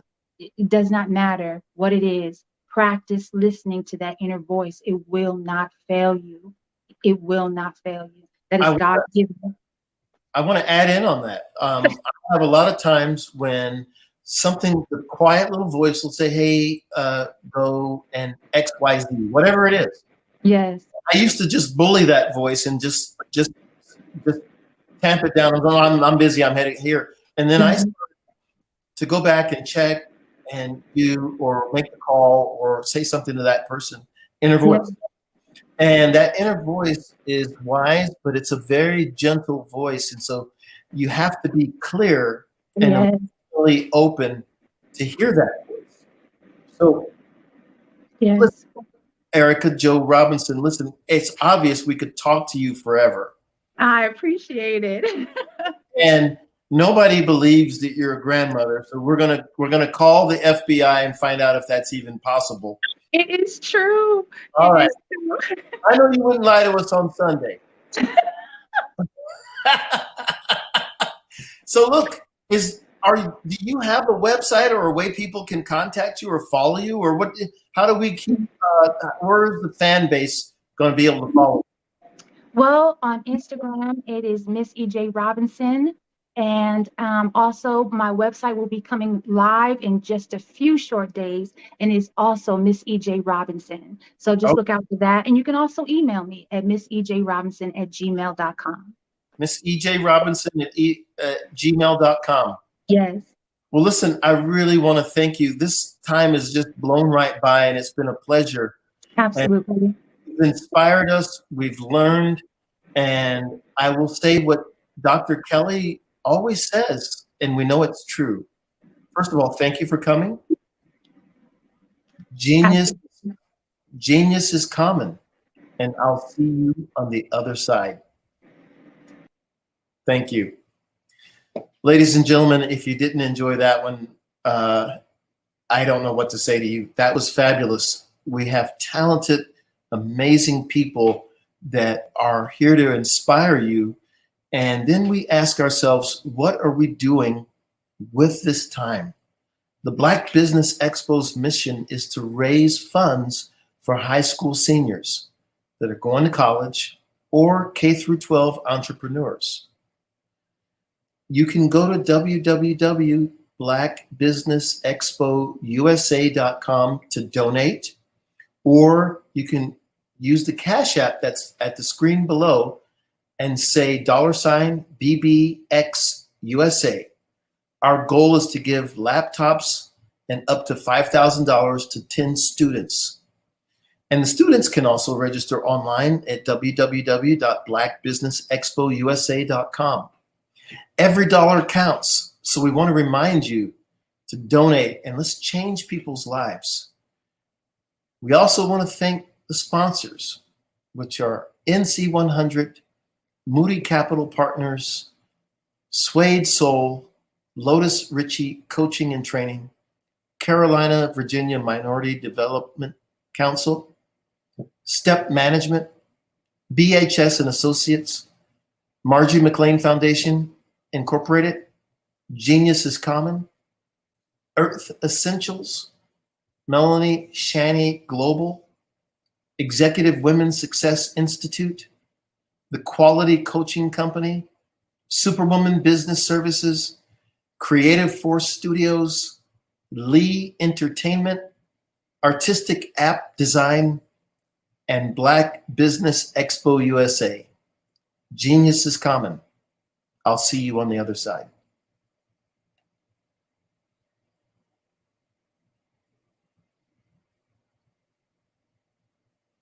Over the past few years, we've seen the growth of existing and new initiatives focused on financial inclusion, building global networks, and reducing the wealth gap in response to the idea there's not enough seats at the table.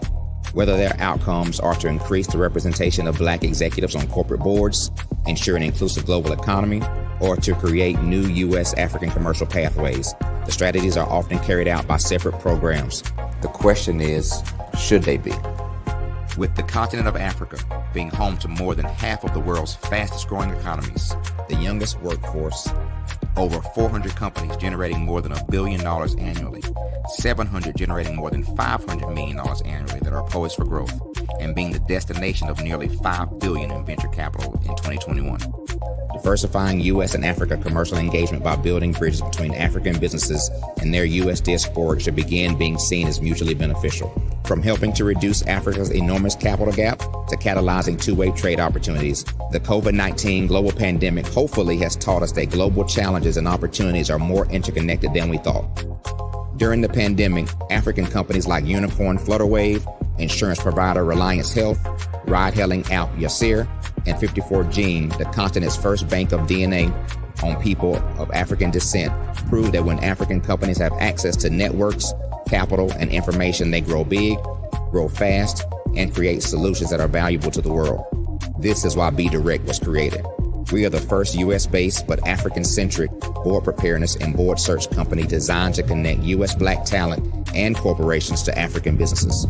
Unique and fundamental to Be Direct's success is our process of helping board candidates adapt their experience and networks to an African context before they're connected to high-growth companies that are looking to locally and globally scale. From our focus groups with African business execs and government leaders, we don't ignore the sentiment that business is easy, but people are hard. Having a pool of board candidates with hard-to-access networks and extensive experience across the business life cycle, including successfully raising capital, is table stakes for an initiative like this. So yes, we have that. But corporate or entrepreneurial success in the U.S. does not guarantee success in Africa. Developed alongside industry partners on the continent, our training program, Be Direct Prep, is designed to transpose their experience to create cultural comfort, understanding, and a commitment to helping businesses in Africa scale. Our board governance sessions are African, continental, and country-specific, integrated with cultural awareness and dexterity training. Masterclasses led by African industry execs and mentoring and coaching from African continental-based facilitators. But even more unique to Be Direct Prep, we cap off our training program with an immersion trip to help candidates that have not been to Africa before see and feel Africa's complexity and opportunity from African soil. We all know traditional network-based board placement has historically left a lot of us out of ever really being in the paid board pipeline. Our strategy supports the work of many great organizations that are successfully filling seats at U.S. board tables by creating more tables for those that are still left on the sideline. It's time to start seeing the role and value of U.S. Black talent and businesses on the continent of Africa differently. Old perceptions and habits limit economic inclusion. Let's transition Black talent and the African businesses they will support from the periphery of the global economy to its core.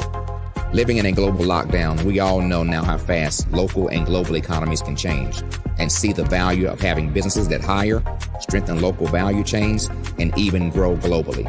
Status quo in any form holds back progress. We must democratize U.S.-Africa commercial engagement by socially and economically connecting cultures that have long been disconnected. It's time for Africa's U.S. diaspora to redefine their global value by helping African businesses scale continentally and globally.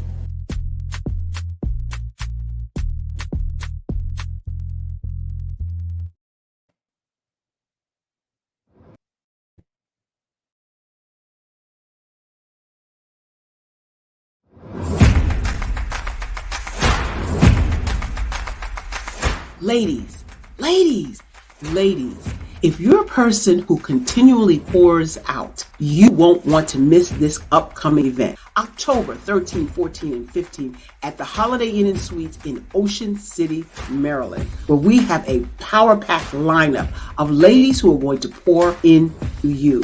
If you need to increase your impact, your influence, and your income, this is the event for you. Don't miss the power of sisterhood. These ladies coming from around the world to network and connect with you.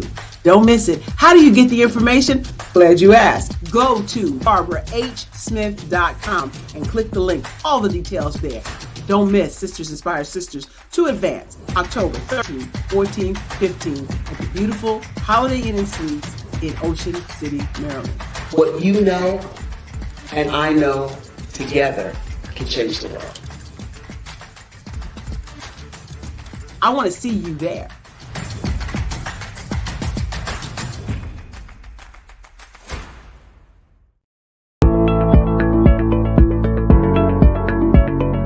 Prepare for what's coming and dominate in economic winter.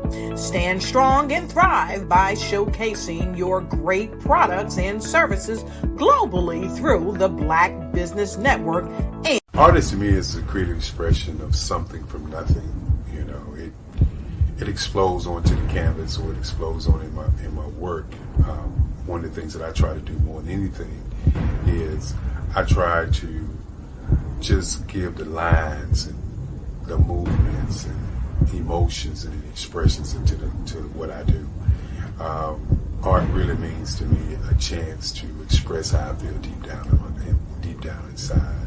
Most of my art begins as a thought that I might have, you know, whether it's sports, whether it's history, whether it's a woman or a man. It pretty much starts as an idea of thought before I get into the actual image of what I'm going to draw. I do a lot of historical pieces. I was a history minor in college, and I love to do history pieces.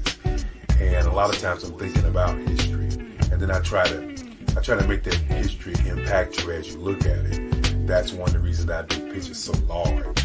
People ask me, why do I do the pictures so big? And I tell them, I want the piece to impact them as they're looking at it, to kind of dominate them, dominate their space. And most of my pieces I try to do off page. I don't try to do anything that's going to be in those four corners, or in a square. And I want your imagination to be a part of the piece that you're looking at.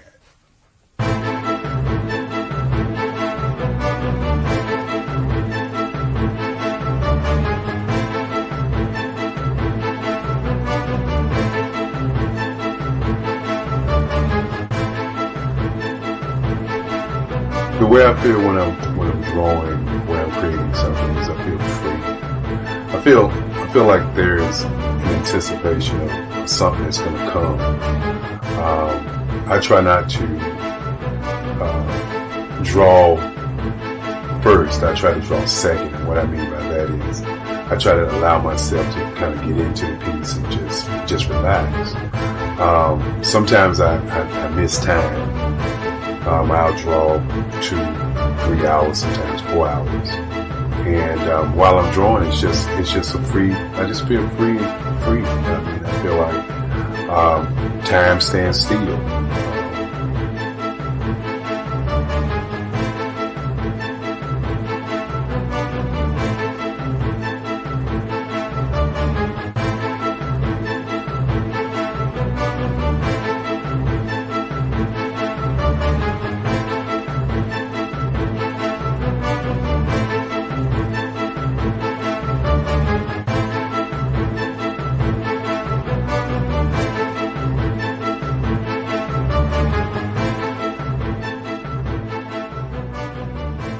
That's what it's all about in terms of the lines and the colors of my work, is to get an expression, to go deeper and past just what you see on the surface, but to go in and try to find an expression that everybody gets a different taste of what that expression is, whether it's anger or whether it's being happy or whether it's being, kind of calm or nonchalant. That expression that people take away from the piece is the most important part of what I do as an artist. Bold is the size of my pieces, where I try to do the piece larger than life, to kind of push forward toward you. That's what the boldness is all about. It's not so much about the lines, it's about the size.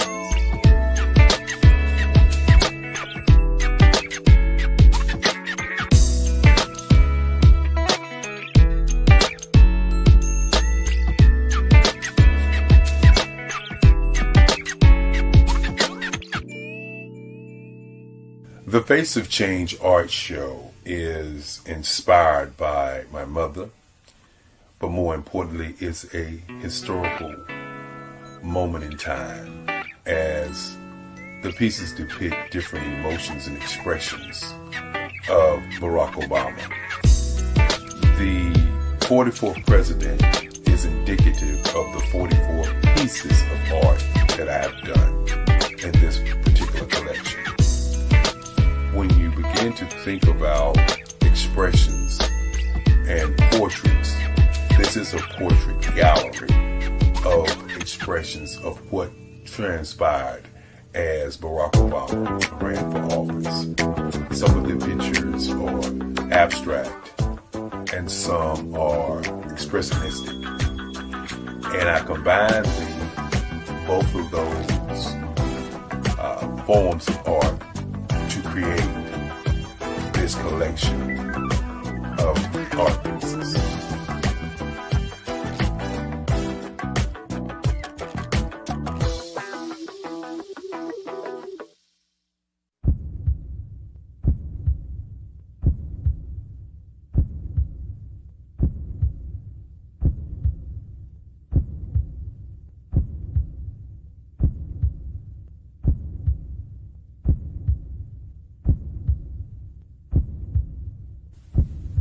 Overcomer.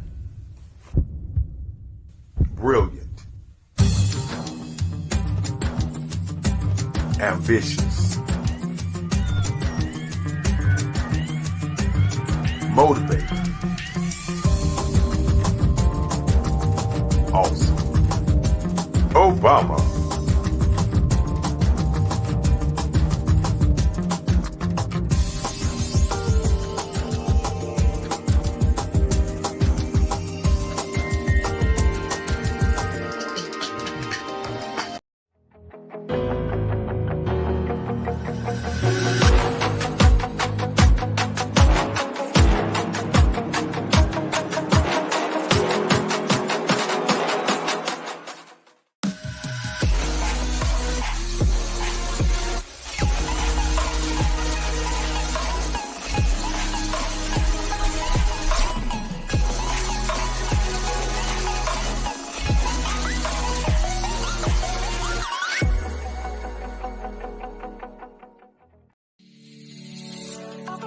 Did you know that our black dollar only lasts for 6 hours in our community? Yet other communities, their dollars last for 19 to 30 days. The Black Wall Street Nation. Black Wall Street Nation. Yes, that's why we created the Black Wall Street Nation. Black Wall Street Nation is a centralized directory available to all black businesses across the world. It was created for businesses like you, the ones that want to start and the ones who have a dream that have already started, such as businesses like Drop in a Bucket Productions, Valito Foods, Sugar Tea Branding Firm, All the Dazzle, Bun Cakeaholic, Miss Riot, and you. We'll have marketing, seminars, and some funding coming soon just for you. So, we want you to come and join us. www.blackwallstreetnation.com. See you there.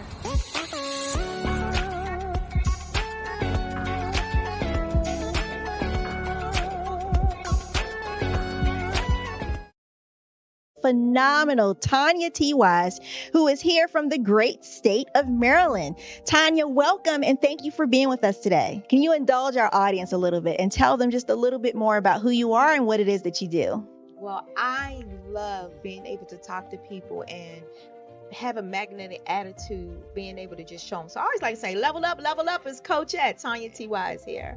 So can you tell our audience, just give them a teaser about what your presentation will be about? So my philosophy is that we should all be living our dream life. So tomorrow I'm going to talk about how you start living your dream life. What are some of the things that you thought about in your childhood that you just kind of let go and dormant? Wow. And I want to reignite that and just give you some pointers and some tips, some tools, some strategies to be able to start living your best life now. And guess what, Rhonda? And leave it inheritance for your legacy. Oh my goodness. Okay, I know that's resonating with a lot of people. I've heard that you have a dynamic coaching program. Can you tell us a little bit more about that? Absolutely.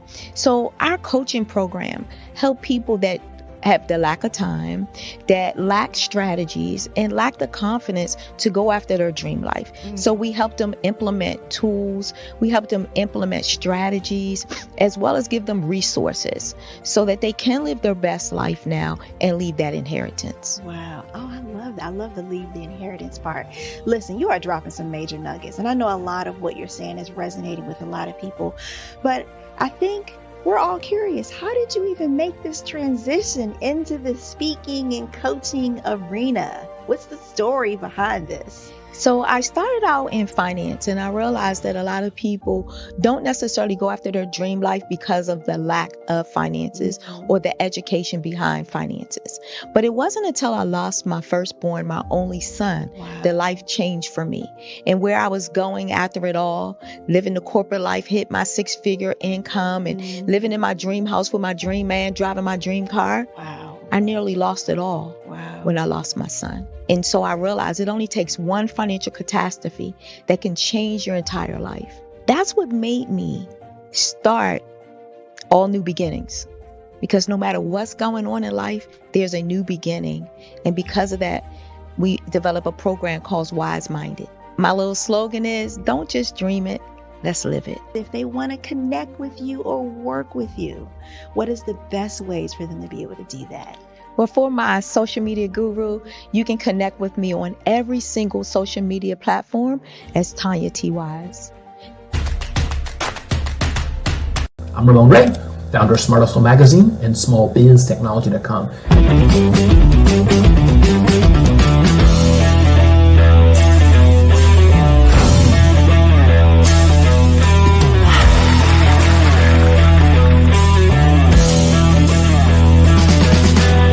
You're here today to celebrate small business success. Stand up on your feet.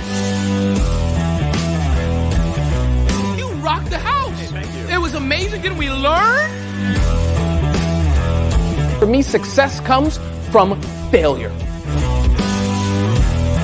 One thing not to do is shake somebody's hand like this.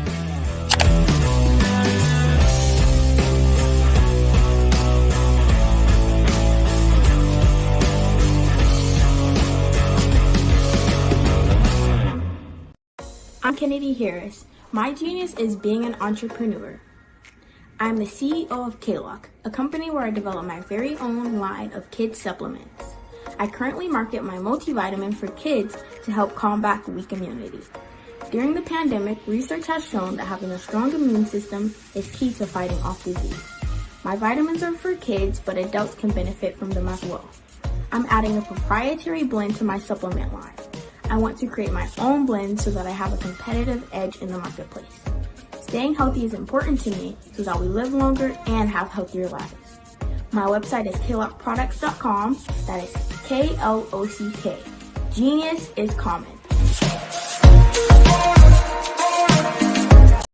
Hey guys, my name is Caden. I'm the CEO of Caden Teaches, and my genius is teaching kids about financial literacy. Throughout my financial products, such as my financial flashcards, my activity book, and my newest project, my financial bus, which I bought. And on the bus, it has a mock bank where kids will learn how to deposit and withdraw money, a mock grocery store where kids will be able to learn how to have a family budget, and a mock stock exchange where kids will even be able to learn how to invest in stocks. Now, I decided to start teaching kids about financial literacy because I find that most kids graduate high school without even knowing the basics about financial literacy. And I feel if I were to teach kids about financial literacy, that I would be able to help kids tap into their genius.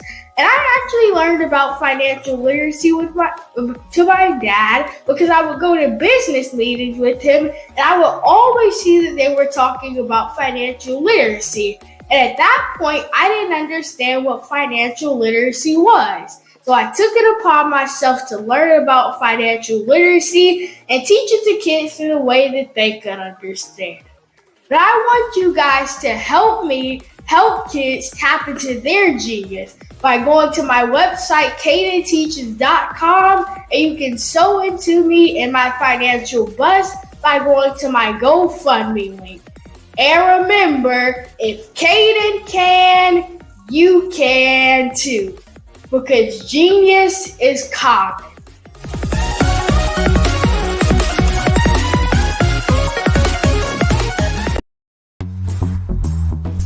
Attention all entrepreneurs and companies. Are you looking for reliable and efficient virtual assistants and back office support to help you manage your business tasks? Look no further than Superwoman Business Services. Our team of virtual assistants provides a full range of administrative support services, including operations management, social media marketing, and much more. We also offer website design services to help you create a professional online presence that reflects your unique brand. In addition to administrative support and website design, we offer business development and structuring services to help you grow your business and achieve your goals.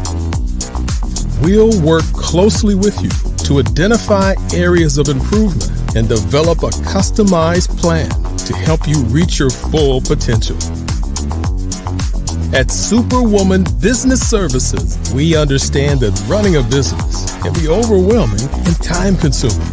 That's why we're here to help you fly high and achieve success. Our virtual assistants are highly skilled, experienced, and dedicated to providing you with the support you need to thrive. Come fly with us and take your business to new heights. Let us help you become the superhero entrepreneur you are meant to be.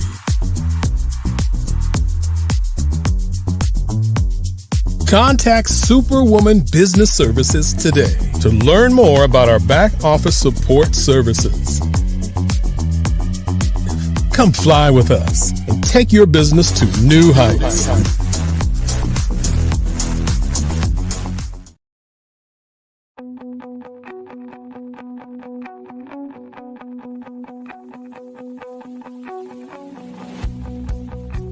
I am Black Business.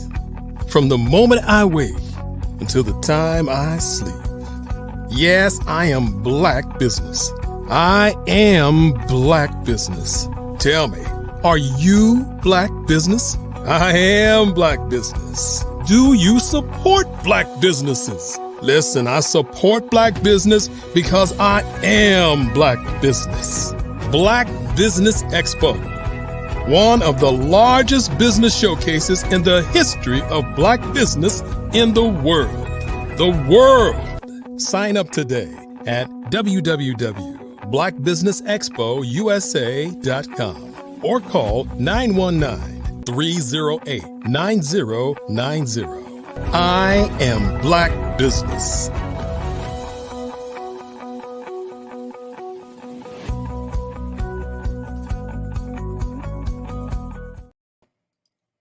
Good afternoon, heading into evening, business owners, entrepreneurs, thought leaders, and corporations. Welcome to the Black Business Network. My name is Charles Cathcart. I am the CEO of African Diaspora Maritime, and I'm your business moderator for this afternoon on the Black Business Network. The Black Business Network is a 24-hour business network showcasing Black businesses, business owners, entrepreneurs, and thought leaders worldwide. We have speakers from North Carolina, London, Singapore, Africa, Japan, and cities all over the United States. The Black Business Network is a global community sharing its business knowledge to empower, inspire, and educate businesses about business. Today, we have a special treat. We have Dr. Sharon Hunter-Rainey, the Managing Director of the Equity Research Action Coalition, housed at the Frank Porter Graham Child Development Institute at the University of North Carolina. The coalition is a multidisciplinary, multi-generational collection of researchers conducting original research and reanalyzing published data using an equity lens to influence public policy to ensure all children have access to resources they need to thrive. Her work has addressed equity in varied settings for decades. She is a founding member of the Black Women's Managers Initiative at Procter & Gamble and currently co-chairs the Advocacy Committee for the Carolina Black Caucus. Without any further ado, ladies and gentlemen, Sharon Hunter-Rainey, PhD. Welcome to the show. Thank you, Charles. I would like to share some things with you from I call myself a recovering professor, but we hear people throw around the word strategy a lot, and it's not always in context. So I want to share, I think I fit into the category of thought leader, but I want to share a little bit about what strategy is and what strategy isn't. And one of the industries that I follow, because I'm a reader, is libraries, the literary publishing industry. And so you'll hear me refer to examples and scenarios in that setting that are pretty different from the work I do on a day-to-day basis now. But this is something that I've put a lot of time into over the course of my career since I finished the doctorate. But I want to start out with defining strategy. So strategy is the action plan for competing successfully and operating profitably. And it's based on a set of decisions that you make. So according to Jan Rifkin, You commit to specific actions with the strategy, but those choices also imply what is excluded. So, for example, in higher education in North Carolina, one of the things that we explicitly don't do is remedial education. The state has made huge investments in community colleges. And so that's why the four-year institutions are like, no, we don't do remedial. There's a very well-known article, What is Strategy? And it was written by Michael Porter the year of the Atlanta Olympic Games. But the basic definition that he shares is strategy is creation of a unique and valuable position involved in different activities. And the basis for those actions comes from three different sources, if you will. One is serving a few needs of many customers. Another is meeting the broad needs of a few customers. And then the last option is meeting broad needs of many customers. And so the few of many might be a place like Ulta Cosmetics. Broad needs of a few may be a specialty grocery store, like a place such as Wegmans. Not everybody's going to go to the Wegmans, but they have prepared food, they have a little restaurant. There are different styles of restaurants in Wegmans, but it covers the needs of a select few that actually shop there. The broad needs of many customers, the best example I can share is Walmart, where everybody can find something they need in Walmart. If it's something to wear, something to eat, and everything in between, household items, household cleaning supplies, things for your car. But Walmart is the best example of broad needs of many. There's another approach. Are you sure you have a strategy? Are you sure you have a strategy is looking outside, but you're looking outside and trying to figure out how are we going to meet our goals. And so there are 5 areas that matter. One is arenas. The next one is vehicles. The third is differentiators. Fourth is staging. And fifth is economic logic. So arenas, it's what product categories do you compete in? So when I talked about Walmart is in a lot of different categories because it's got all those things I named before. The market segments, Walmart can probably provide something for every group of people. If you take a quick look at higher education, there are certain segments of the market that appeal to certain groups of people. So there are people who might want a certification. So they may go to the community college, get the certification, and go straight to work. There is nothing wrong with that. We've been targeting a lot of people into 4-year degree programs when what might match what they're doing is what's available at the community college. There are geographic areas that people pay attention to. And so some things are local, some things are national, and there are other things that are global. There are universities that have a local presence. So I'm in Durham, North Carolina, and one of the schools in Durham is North Carolina Central University, which is an HBCU. Another school in Durham is Duke University. Duke has a main campus here, but it's also set up a satellite campus. And what is happening with the satellite campus is they're taking people from the United States who go and collaborate with partners in Asia to make it happen in those places. The core technologies matter. And I told you earlier, I pay attention to publishing and libraries. In my day, when I was growing up, I used to go to the local library and like to find things. You would look in a card catalog. Now, the library may not even have physical books. Some of the content is digital and it's lent out, and you never actually have to go to the library to borrow the book, read the book, and check it back in. So you can do it all from your home. There's also different stages to the value creation. So every time something moves in the value chain, if you will, there's something that people are willing to pay for. At the beginning of the pandemic, when things were shut down, one of the businesses that really took off was DoorDash. And it was because people wanted food. They weren't necessarily going to go out and buy the ingredients. And even if you went out to try to buy the ingredients, it may or may not be there. DoorDash was doing a service for both the restaurants that were closed, so there was not foot traffic, but is also providing a service to the customers, the end users who wanted food to eat but couldn't go out and necessarily buy the ingredients or go sit in a restaurant during the shutdown. So there are different stages to that value creation step. The vehicles, how are you going to make your money? So sometimes you can create a concept and you can make an idea work. I've seen I used to run an entrepreneurship center when I lived in Tulsa, Oklahoma, and I've seen people with ideas. And when we started, it was an idea on paper. I left that role not quite a decade ago, but more than 5 years ago. And watching those businesses thrive it's amazing. And that's an internal development because people had ideas and they turned their ideas into businesses. There were a couple of people who were already running businesses when they came into the program, but just watching the ones who just had ideas and turn those into thriving businesses is kind of important. Joint ventures are when you have two entities that come together to make something happen. And so you see this sometimes. It happens sometimes in the automotive industry. You see it in retail where they will cross-brand something. So it'll be Disney by Coach, but it's two entities, and you have Disney fans who are also Coach fans. So they will pay whatever you're charging for some of these things.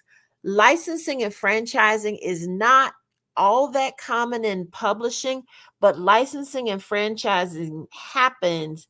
Like if you look at a Madden video game, you see that happening because the video games are published or released by one company, but they're paying fees to the NFL. They're paying fees to Madden. I guess it might be his estate now, but Madden. And sometimes there are acquisitions, and we've seen acquisitions happen in retail pharmacies. People have, like there used to be Eckerd's turned into Rite Aid, then it turned into Walgreens, and they just continue to acquire. So we now have more or less two retail pharmacies, national retail pharmacies, and there are lots of small private pharmacies, but many of the national chains just don't exist anymore because they were bought by another entity. And even in the pharmaceutical industry itself, when I finished my MBA, there were probably, I'm going to say there were 10 to 12 pharmaceutical companies. And of those legacy companies, some of them have merged so much that 4 or 5 of them are embedded in what we know today as GlaxoSmithKline. The differentiators matter. So an image is, what do you want your customer to perceive about you? There are some things that can be customized. So nowadays, when you go, if you want to go buy an electric car and even a regular gasoline fuel car, you can go into a database, tell them exactly what you want. You can choose, well, some of them, they just basically say these are the standard features to get the minimum price up to a level, but you can choose what features you do and don't want. Price, you can be what I'll call a value price, or you can be a premium price. You can buy an EV that goes anywhere from, say, electric vehicle is what I'm talking about when I say EV, but you can go anywhere from a Chevy Volt all the way to the thing that's the Lucid, and they don't even have dealerships, but they're charging enough money that I think the base price is somewhere in the neighborhood of $75,000 to $80,000. Styling can be a differentiator. When I talked about the example of Disney by Coach, if it's Coach, it's supposed to be leather, and so there's certain features that you can put in there, but the flip side of the styling is also reliability. If you spend the premium to get the Disney branded leather goods, you're expecting it to last a little while. And one of the things that Coach used to do that it doesn't even do anymore is if you invested in the bag would be repaired by Coach, and now they just send it back and say, we can't fix it. So you have to have somebody to help you maintain that reliability. Staging matters, and sometimes things grow too quickly, and sometimes things have to happen in a certain order. So when I was talking about the library, switching from what I'll call physical books, journals, whatever the case may be, to digital content, the library had to have, one, the computers to make the digital content accessible to the users, but it also needed a database management. Another example of database management is the old model for iTunes. iTunes wasn't contributing any value. It was basically giving people a way to organize their music. So Apple hadn't created any content, but it gave you a way. So you first had to have the device, and the original device was the iPod, and then it morphed into the iPhone, and iTunes eventually went away because people had other mechanisms for streaming and organizing their content. The pace matters. We talked about DoorDash a little bit, and DoorDash grew very quickly at the beginning of the pandemic. And then as people were able to get outside, so to speak, things changed, but it also changed the physical locations. I've been supporting local businesses with my restaurant dollars. I tend to buy it and still bring it home, but I've been supporting local businesses, but some of them are adding surcharges and they don't even tell you what they are. I have a church member whose son opened up a restaurant, and he has full disclosure before you even place your order to say, we're going to add this surcharge for basically a living wage for the wait staff. And I'd rather hear what the surcharge is for and know I'm contributing to this or that rather than have somebody spring it on me without saying, this is what it's for. The economic logic is important. Walmart is an example of massive scale. Because of the number of people that Walmart can count as its customers, it can sell you, say, a handbag for less money than the same handbag would cost you at a boutique. And it's getting those low costs because it's buying so much quantity. So it's got the maximum discount on whatever it is. Sometimes you can get low cost from what you do and what you don't do. So there are some places that will tell you, we sell running shoes. They don't sell stilettos. They don't sell hiking boots. They sell running shoes. And because they're focused on that specific area, they get cost advantages. Sometimes there are places that will have premium prices, and it's because they're offering something unique. So there are places that you go. If you go to the Ritz-Carlton, there's a level of service that comes with that stay at the hotel that allows the Ritz-Carlton to charge you a premium. There's sometimes proprietary features. There are eyeglass lenses, and I can't think of the name. I think it's Luxottica, but there's a premium on this lens because it's non-glare, it's high definition, and it's supposed to be incredibly durable. And those are all proprietary features in one lens that people are willing to pay for. When you are making these decisions about the vehicles, the arenas, the economic logic, you got to be honest and you got to talk about what's the situation, where are we trying to go, and the last question is, how are we going to get there? So when you have any organization, it can be the biggest business, it can be a mom and pop that you started last night, but there are some environmental factors that you have to pay attention to. The first one, the central one, is the actual organization itself. And so there are forces and conditions outside the boundaries that affect that organization's ability to get resources and to use those resources. And these external forces vary over time. And we'll get to the SWOT analysis in a minute, but there are opportunities to reach new groups or to enter new markets by enhancing your competitive position. But there are also threats from new competitors. And so when DoorDash got what I'll call the run at the beginning of the pandemic, then we saw Uber Eats, and then there are local variations of all of those. And so that's an example of a new competitor coming into the space. This concept, so we talked about the organization. The organization operates in two environments. The first one is the task environment, which is closest to the organization. The task environment speaks to what the organization is trying to do. And like I say, it can be a mom and pop, it can be Walmart, it can be the federal government. And outside the task environment is another broader environment, and that's the general environment. So within the task environment, there are four elements. The first one is competitors. Book publishers and other organizations that sell databases or distribute journals offer goods and services similar to what's available in the library. The potential competitors might be organizations that aren't currently operating there and could enter in the future. And so when we see people who self-publish books, those are potential competitors to the established Putnam's, Norton, the ones, Simon and Schuster, the big ones that we really know.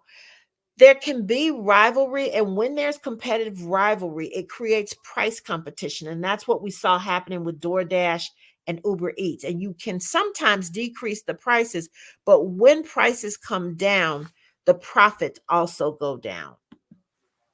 Another element in the task environment is distributors. The distributors are the entities that make it possible to move the goods and services to the end users. If you've got a really big and powerful distributor, it can limit access by controlling who's in the market. So General Motors used to be a really dominant player in the automotive industry. I was driving along the interstate today and kind of counting the cars that I saw, and there are very few General Motors cars. But back in the day when General Motors was king, it had distributors, and there was a distributor for the radios. There was a distributor for the tires. There was even a marriage for Ford, the Ford family, and I believe it might have been BF Goodrich, which was an American tire company.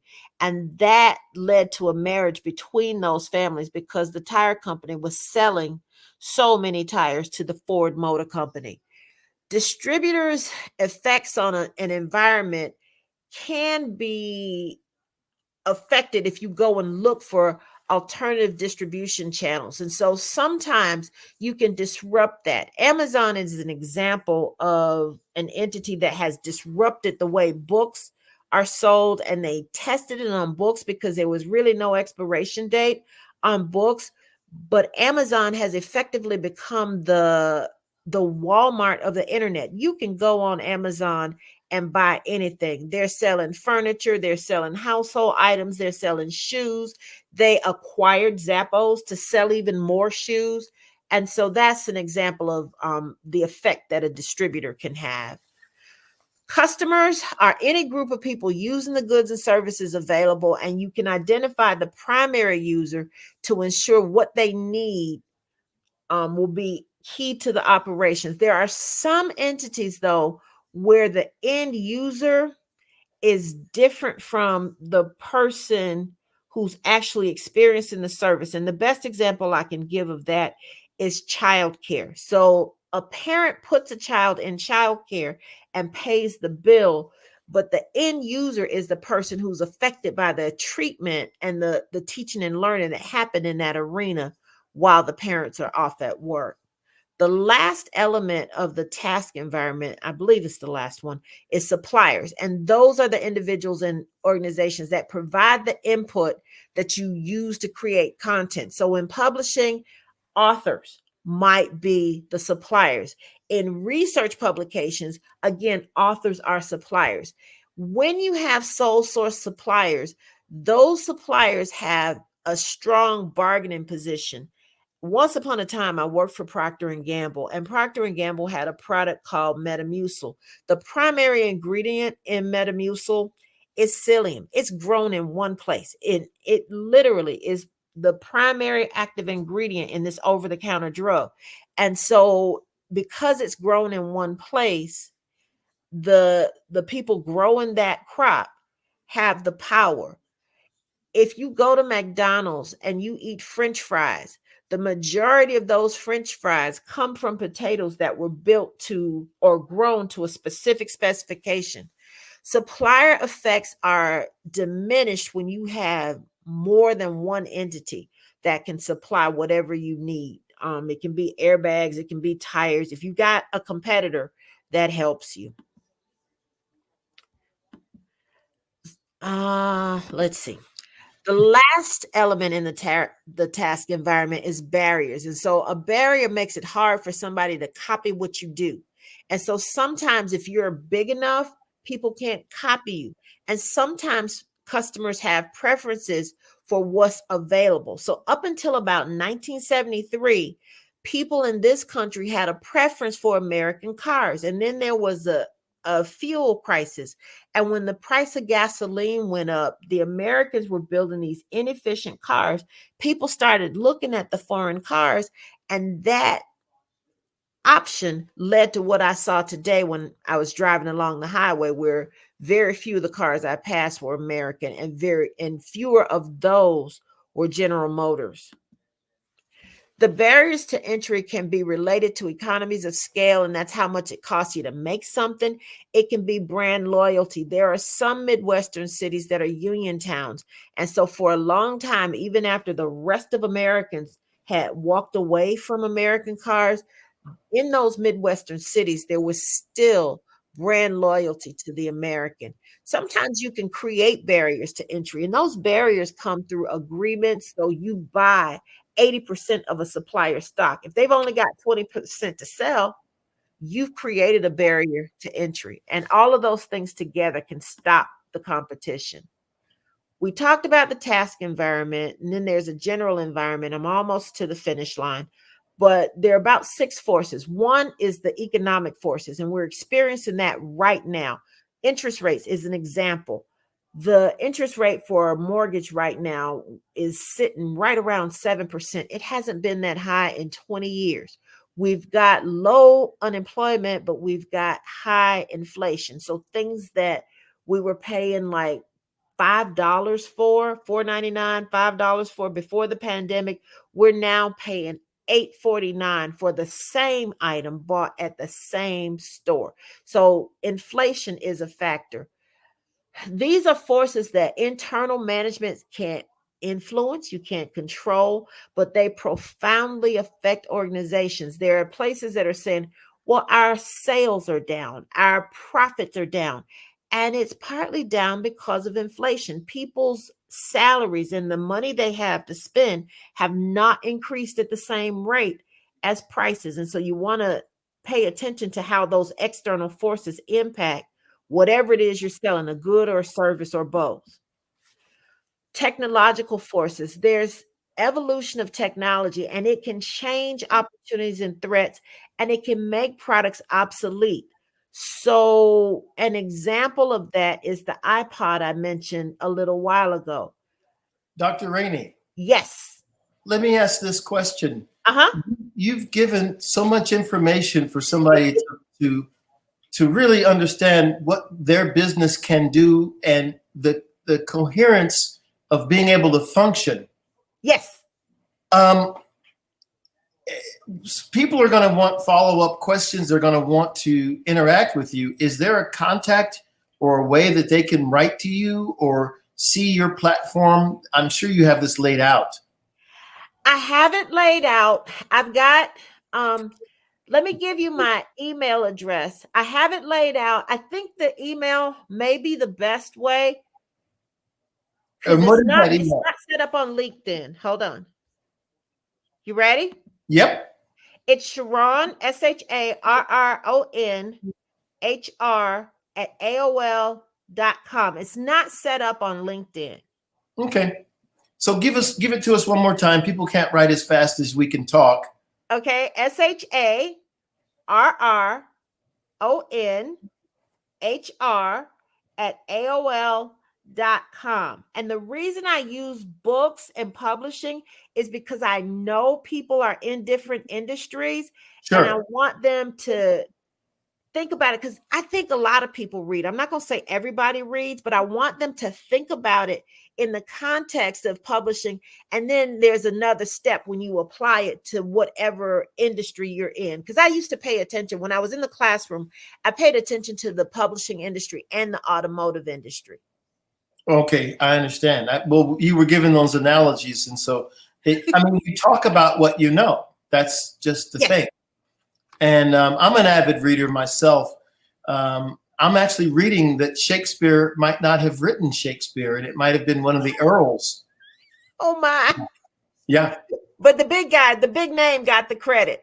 No, the little name got the credit because royalty and landed gentry couldn't publish and write for the masses. It was frowned upon back then.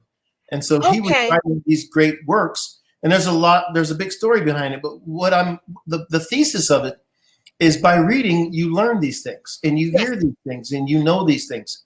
I'll also tell you something interesting. Dr. Kelly said that it was your idea of going online that helped the Black Business Network and for us all to hear this instead of just live in Durham.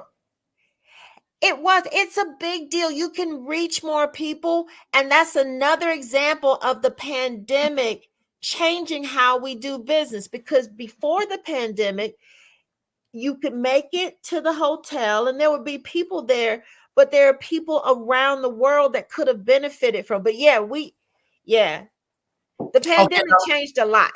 Now, I'm going to let you in on some information. You should be able to figure this out just by my shirt and tie, but I'm a Carolinian. That's where my check comes from. I know. And I'm going to ask you a question. You have to tell us the truth.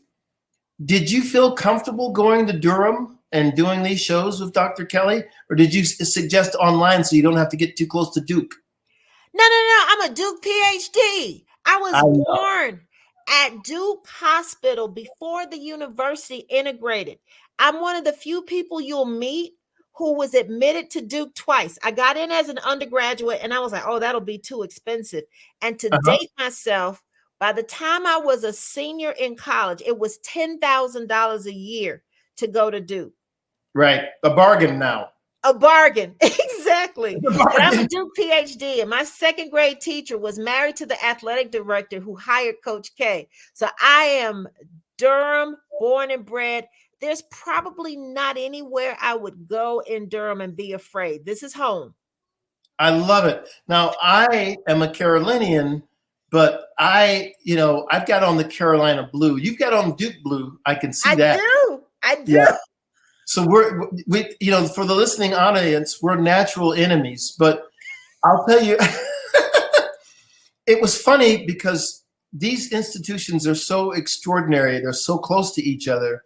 And they feed off of each other. And of course, Duke is an extraordinary academic institution. And we know when we hear that word Duke, that these are some very high standards.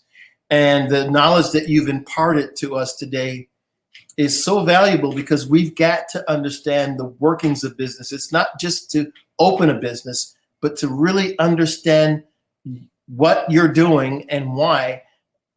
Yes.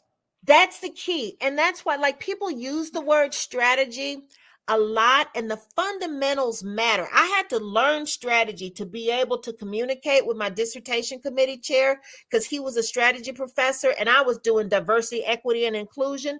But it became my signature course when I was teaching at NCCU, but I had to learn it to be able to talk to him. And when I watch these former students and some of these businesses they are launching, I am so excited because it started in my classroom. Sure.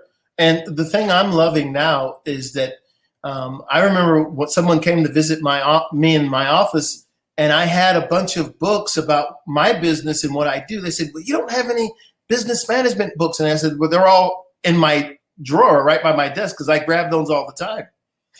And when you learn business strategy, your business can be supple. You can adjust. You can forecast and see what's coming.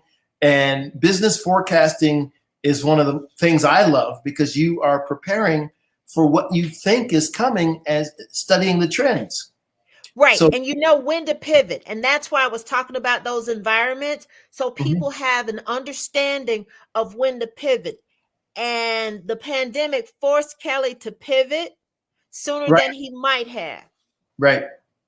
Well, this is amazing. So when I come down there, because I'm a Carolinian, my parents were born there, my grandparents were born there, and I was born there. So I'll be down, and I'm sure we'll all get together and go see the Durham Bulls. And I'm thrilled to have met you and to listen to this program. It was extraordinary. I've just been taking notes. And Dr. Kelly's vision for the Black Business Network is so inspirational because sometimes we get frustrated in our day-to-day walk, we don't see enough excellent people all the time. And this program is excellent people all the time. And we just everywhere. From everywhere. So we're used to it now. We love seeing it. And I want to thank you for coming on and imparting some of your extraordinary resources and intellect and knowledge. And as they say, genius is common. I'll see you on the other side. Thank you, Dr. Rainey. Thanks. Ladies and gentlemen, it's another guest that is helping us, teaching us, showing us strong intellectual capabilities. And all we have to do is look at this and realize the answers to success are there. We know that the Black Business Expo's mission is to raise funds for high school seniors going to college or K through 12 entrepreneurs. I'm sure you've seen some of those commercials. So if you want to donate and support this, if you're enjoying the speakers that you hear, the banter, the knowledge, the things they're imparting that you experience, then go to blackbusinessexpousa.com and donate. Or you can look at the bottom of the screen and for Cash App, and it's the $sign BBXUSA, Black Business Expo USA. Make a donation. The goal is to give $5,000 and 10 laptops out to students. And the students can register at blackbusinessexpousa.com. Every dollar counts. We need the help, and we're going to turn more successes by our efforts, and we're going to make the Genius is Common theme common amongst all of us. I want to thank our sponsors for making this possible. NC100, Moody Capital Partners, Suede Soul, Lotus Ritchie Coaching and Training, Carolina, Virginia Minority Supplier Development Council, STEP Management, BHS and Associates, Margie McLean Foundation Incorporated, Genius is Common, Earth Essentials, Melanie Shani Global, Executive Women's Success Institute, The Quality Coaching Company, Superwoman Business Services, Creative Force Studios, Lee Entertainment, Artistic App Design, and Black Business Expo USA. Genius is Common. I'll see you on the other side.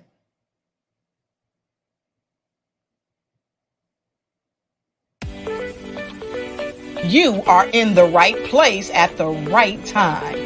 The Black Business Network opens again for its Black Business Olympics, a 24/7 broadcast on business, strategies, global branding, social media marketing, finance, advertisement, and much, much more.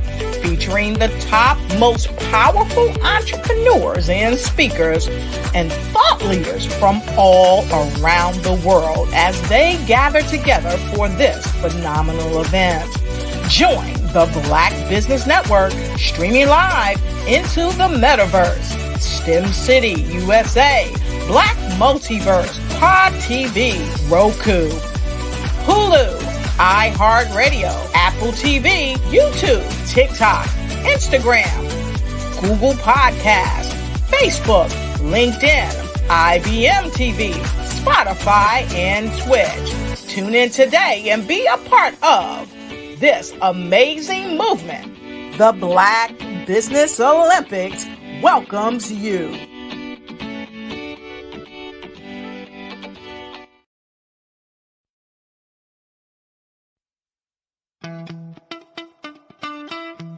How many times have you been asked to help someone you didn't even know, a student, a business entrepreneur, or did you ever even ask, where did they end up? That business, that friend, that entrepreneur. Well, just maybe they ended up in a gang, bankrupt, homeless, or worse, dead. Maybe they turned to crime, drugs, and alcohol. Did you ever wonder? Did you destroy their dream, or was your life always so easy? At the Black Business Olympics, we started a movement to help students complete. Give them hope and foster success. Help them to leave their dreams of providing laptops, computers, and up to $5,000 in scholarship funds. Today, we ask you to help a student, a business owner, or an entrepreneur to realize their dream by sponsoring them, supporting them, and buying from them. Consider this. With $1.6 trillion in our Black community, we only ask for a small donation for our students, our businesses, and our entrepreneurs. And you can change a life today. So I ask you, what are you going to do? Sit on the sideline and watch our students in high school be losers, miss out on their dream from lack of resources? Or are you going to donate to the movement and change their future and yours as well?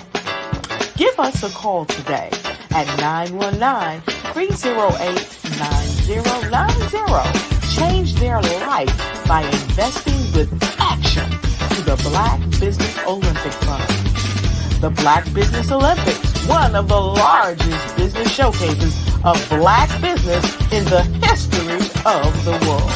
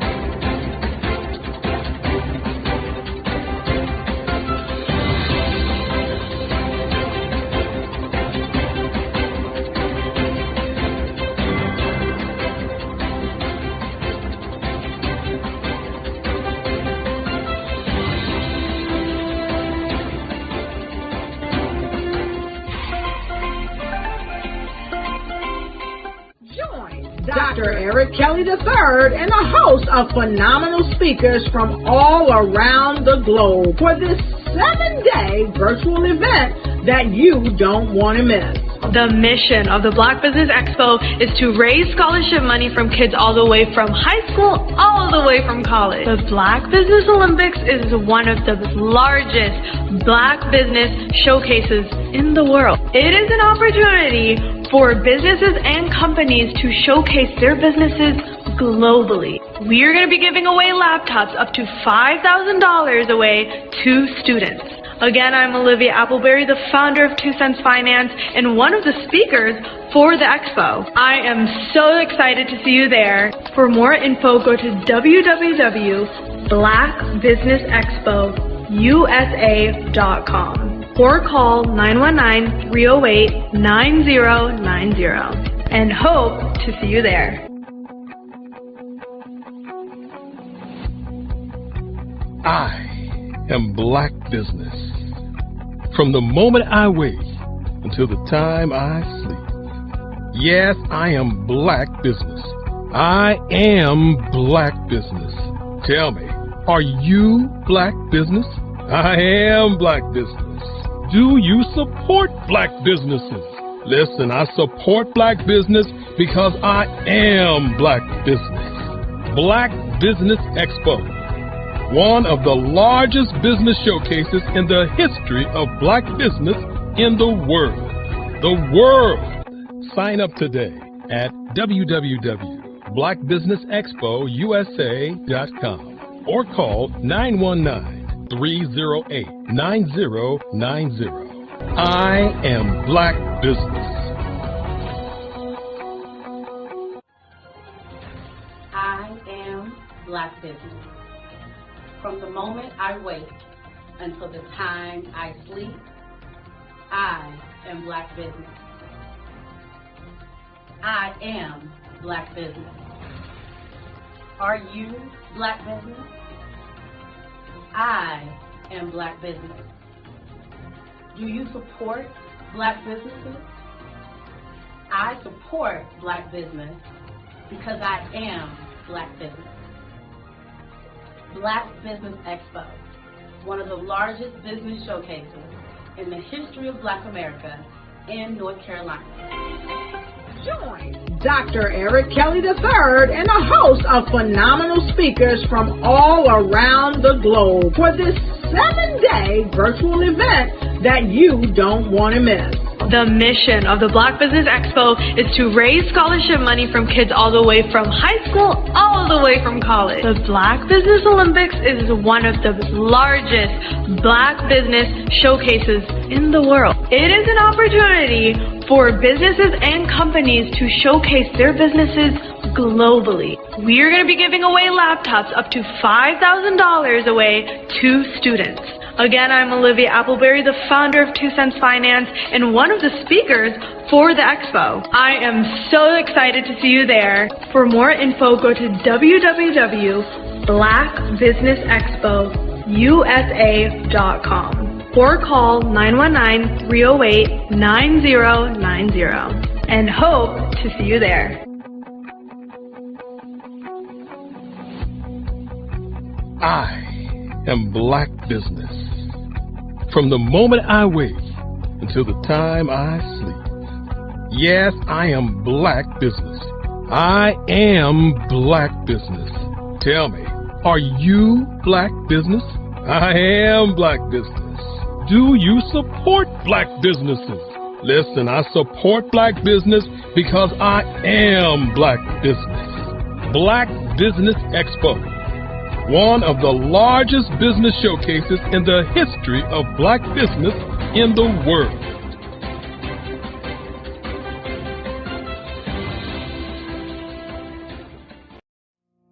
Did you know that approximately 333.34 million businesses exist today, according to a report from 2021? And you may be one of those businesses, or maybe you're not in the business market yet, but you're aspiring to be a business owner.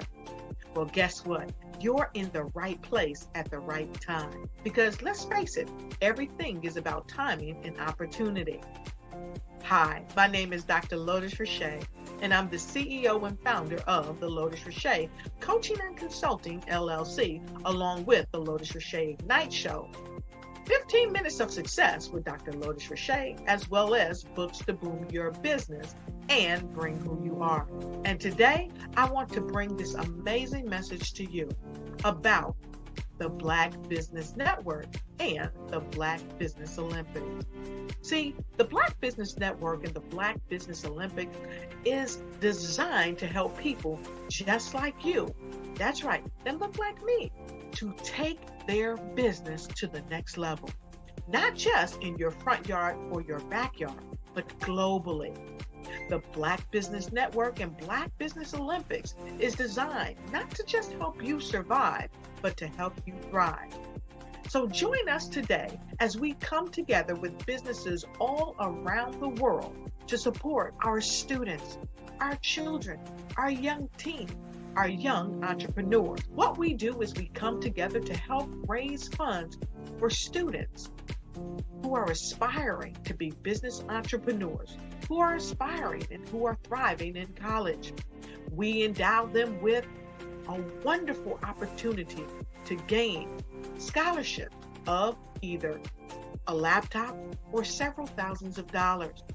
And we invite you to help be a contributor to this amazing opportunity to help someone that looks just like you. So join us today at our website and let us connect with you and help you ignite and take flight in every area of your life on the Black Business Network and the Black Business Olympics. I'll see you on the other side.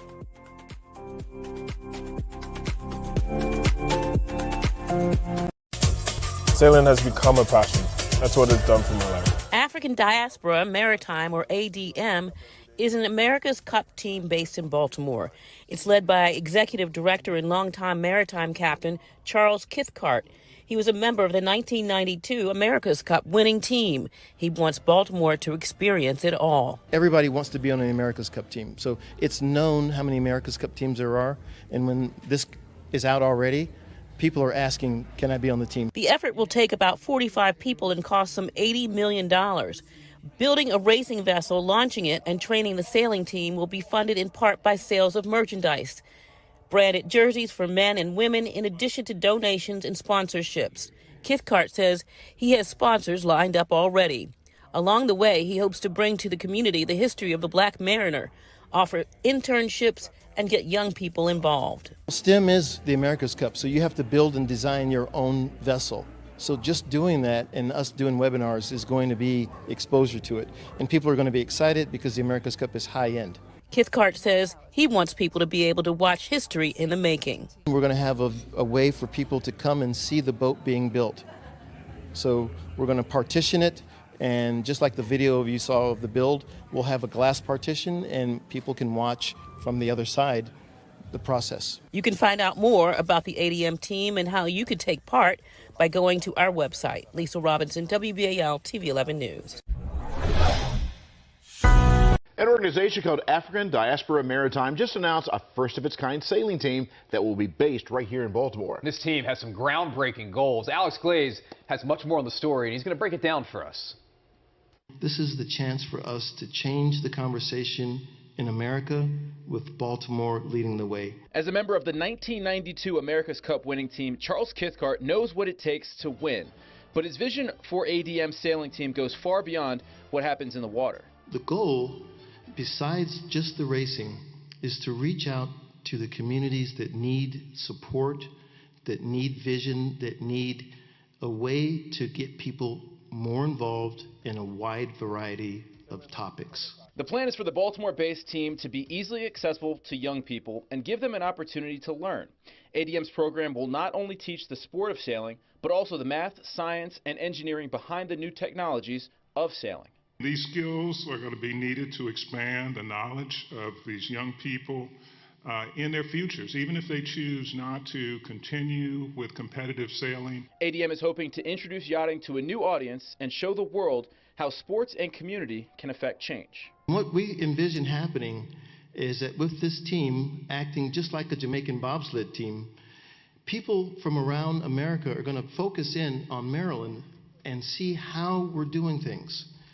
And if we do the things that we should with this team and reach out to people and get everybody involved, as many people as possible, we're going to be a template for the things that can change in this country. I absolutely love this. I mean, them teaching more than just the sailing, the science behind it, the endurance, a lot of things that have to come to fruition. A lot of math, and you would think that a sailor would be, you know, scrawny, small guy. No, they're saying that these guys are built like defensive backs of the Ravens. So these are bigger, in shape guys. They might do a little double dose there. They might sail during the week, play for the Ravens on Sundays. We'll see. How long a program is it? Do you know how long it takes for them to learn? I don't know how long it takes, but they were saying it costs a lot of money. I'm sure it does. Almost $100 million to put together a winning team. That's incredible. A lot of money goes into that. So glad to hear that you're going to be supporting the project.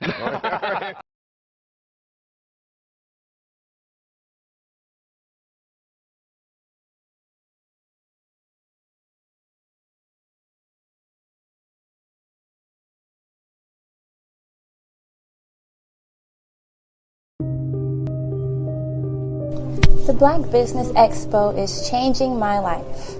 This year, they are giving away laptops and even $5,000 in cash to students just like me. I'm Alexis, and I want to go to college to fulfill my dream of becoming an entrepreneur. Help the Black Business Expo going to www.blackbusinessexpousa.com and also becoming a vendor, a sponsor, or donating.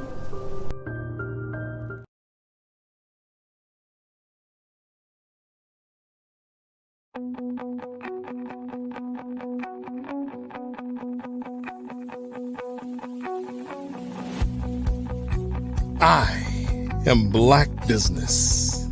From the moment I wake until the time I sleep, Yes, I am Black Business. I am Black Business. Tell me, are you Black Business? I am Black Business. Do you support Black businesses? Listen, I support Black business because I am Black Business. Black Business Expo, one of the largest business showcases in the history of Black business in the world. The world! Sign up today at www.blackbusinessexpousa.com or call 919-308-9090. I am Black Business.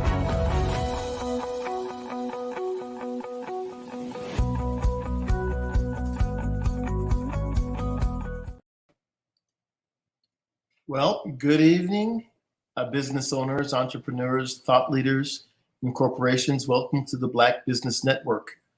My name is Charles Cathcart. I am the moderator for this evening on the Black Business Network. The Black Business Network is a 24-hour business network showcasing Black businesses, business owners, entrepreneurs, and thought leaders worldwide. We have speakers from North Carolina, London, Singapore, Africa, Japan, and cities all over the United States. The Black Business Network is a global community sharing its business knowledge to empower, inspire, and educate businesses about business. This evening, we share now with the founder of the Black Business Network, Dr. Eric Kelly.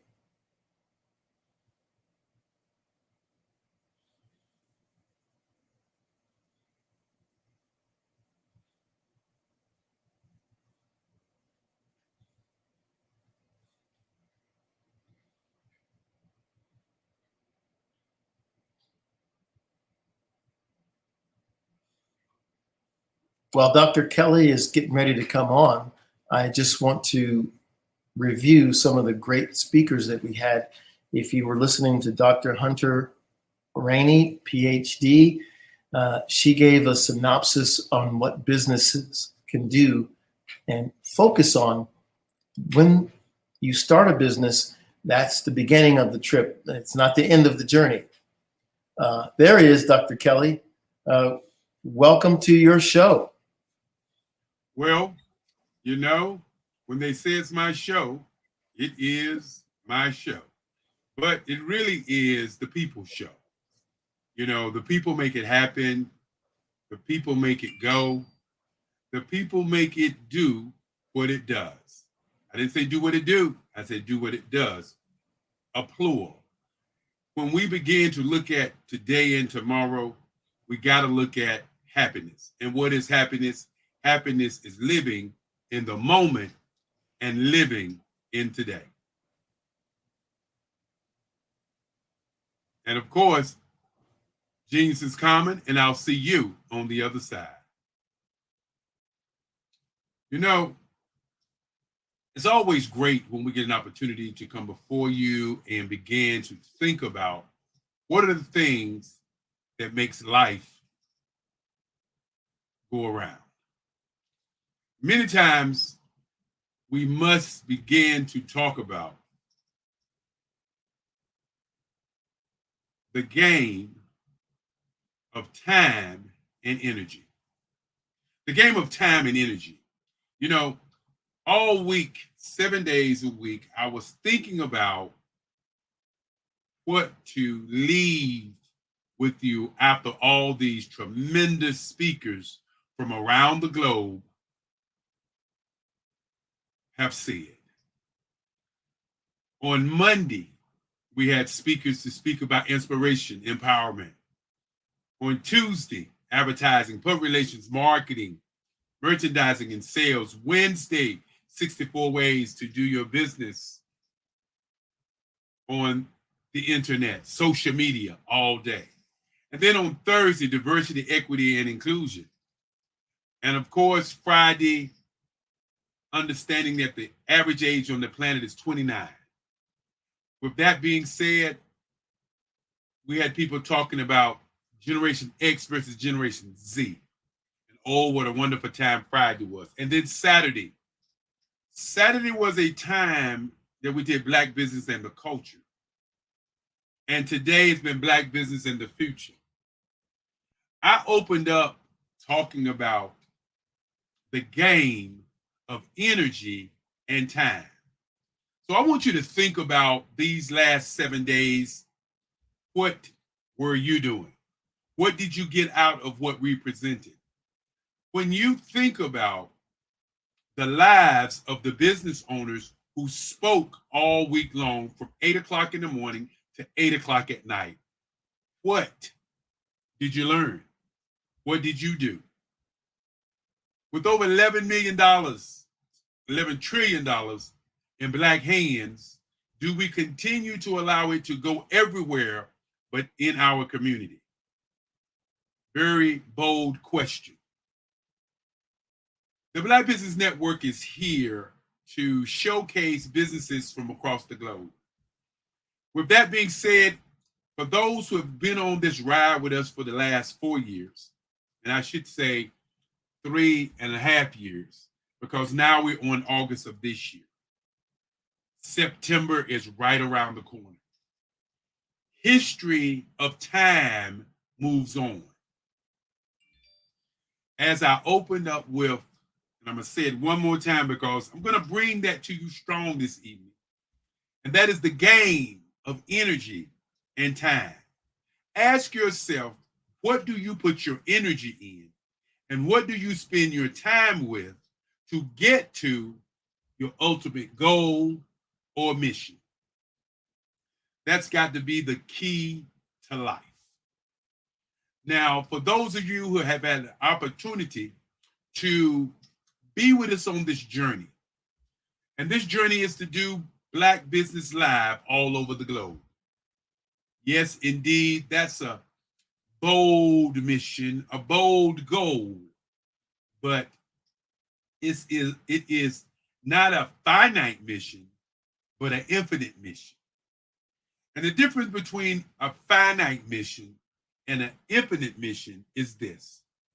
A finite mission would be just this week. And when we got to this, to today and to this very moment, at the end of this hour, this movement or this event is over. No matter how you look at it, it's over. That's called finite. That means, like baseball, baseball has its rules. You don't get a 10th inning in baseball unless you're tied, but that's a rule. That's a finite game. I mean, that's a finite game. So the Black Business Olympics is an infinite game. It has no rules. We don't know how many speakers are going to speak. We've had over 3,000 speakers to speak, and they've spoke in different manners, different kind of ways. They've said what they want to say because it's an infinite game. Remember, time and energy. And as we look at time and energy, you have to look at what are the rules. There are no rules in an infinite game. Sometimes a new rule happens. Sometimes a moderator comes in and says, I want to moderate for 4 days. Sometimes a moderator says, I want to moderate for 2 days. Sometimes a speaker says, I want to speak for 4 days. And sometimes a speaker says, I just want to listen.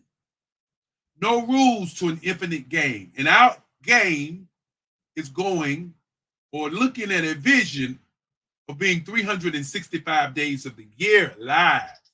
And so when people ask the question, what do I get?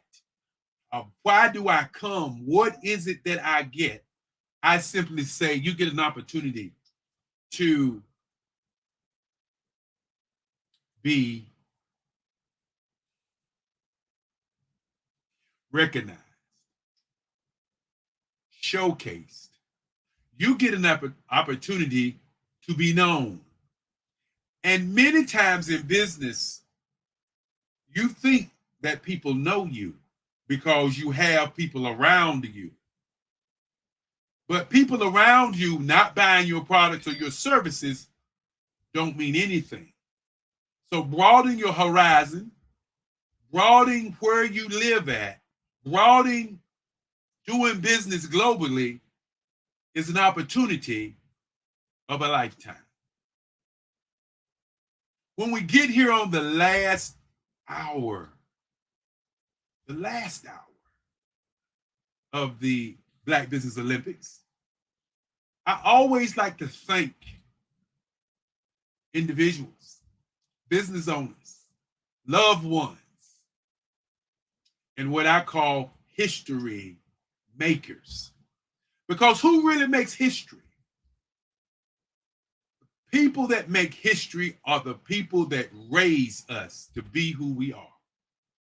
And who you raise up to be who they're going to be makes you a history maker.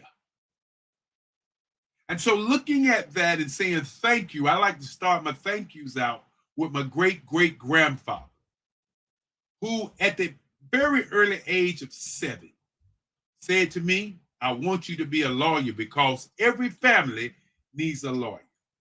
I looked him in his eye and I said, Papa, I don't want to be a lawyer. I want to be an artist. He said, well, if you want to be an artist, let me see your work. This was the first time that I was challenged. But the key to being challenged is to be ready. And I was ready. I went to the side of my bed, I brought out my drawings, and he said, oh, you do want to be an artist. He walked out of the room. A month later, he came in and he said, listen, this is what we're going to do. Since you want to be an artist, then we're going to start your museum right in this house where you can sell your art. And once I got into high school and became a very, very interesting individual in the art world, winning awards, he bought my first collection. Oh, what a man he was. Then I want to thank my grandmother who started in 1990 the Black Business Expo. She said because I got an art scholarship, she saw it in me, the change, and she wanted to change kids and students all over the world. So she started giving out scholarships to kids via the Black Business Olympics. I want to thank my mother, and as you saw earlier, Dr. Sharon Hunter Rainey, who also inspired me to create the Black Business Olympics. And with the Black Business Olympics, which is one of the largest business showcases in the world, yes, the world, they laid the framework, but not the footprint for where we're going. The footprint was laid by Malcolm X, who said by any means necessary, by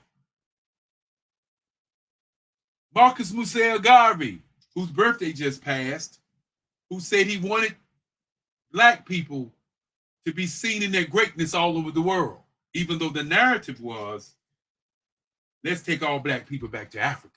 That was not the narrative that he planned. Yes, indeed. And Fannie Lou Hamer said, I'm tired of always being tired. They were the pioneers for what we're doing. They were the pioneers, the Nelson Mandelas, who was in prison for 27 years and then boom, out of prison to become the president, to change the landscape of a nation. The Madam C.J. Walker, who in her greatness and her husband's greatness, who was an advertising guy, pushed a movement across the world and became the first millionaires in the world. I want to begin by thanking a young lady by the name of Angel Green, the president of the Black Business Olympics, the Black Business Expo, who has totally changed how we do business. I also want to thank, as I look at and think in my head, I want to thank Lovella Stansel Kelly, my moms, of course, who make sure that this runs well, Francis Cagle. I want to thank Kimberly McLean. I want to thank Margie McLean. I want to thank Madam Madeline Ann Lewis, who continues to inspire me each and every day. I want to especially thank Gerald Stone, Sharon Hunter Rainey, and I want to thank Bree of Superwoman Business Services. Yes, Verena Morris, want to thank you for all the tireless work you've done behind the scenes to ensure that this event is powerful. Want to thank Tamisha Thomas, who pushed this information out on 20 other networks, along with the 10 networks that we had in place. Want to thank Our World Network. Young man by the name of Anthony Weeks. Want to thank you so very much for allowing us to be a part of your nation. Thank you, Anthony. Now, as we think about all of the speakers last week, you know it's a big list, and every time I begin to talk about this big list, it's not an easy task because it was so many speakers, over 100 speakers. Want to thank Jocelyn McElderry. Want to thank Lawrence Nichols, who came in and spoke several times. As I said, this is an infinite game. Want to thank Mike Johns. Want to thank Loretta McNary. Want to thank the CMSDC, Carolina's Minority Supply and Development Council, for being one of our sponsors. Want to thank Dominique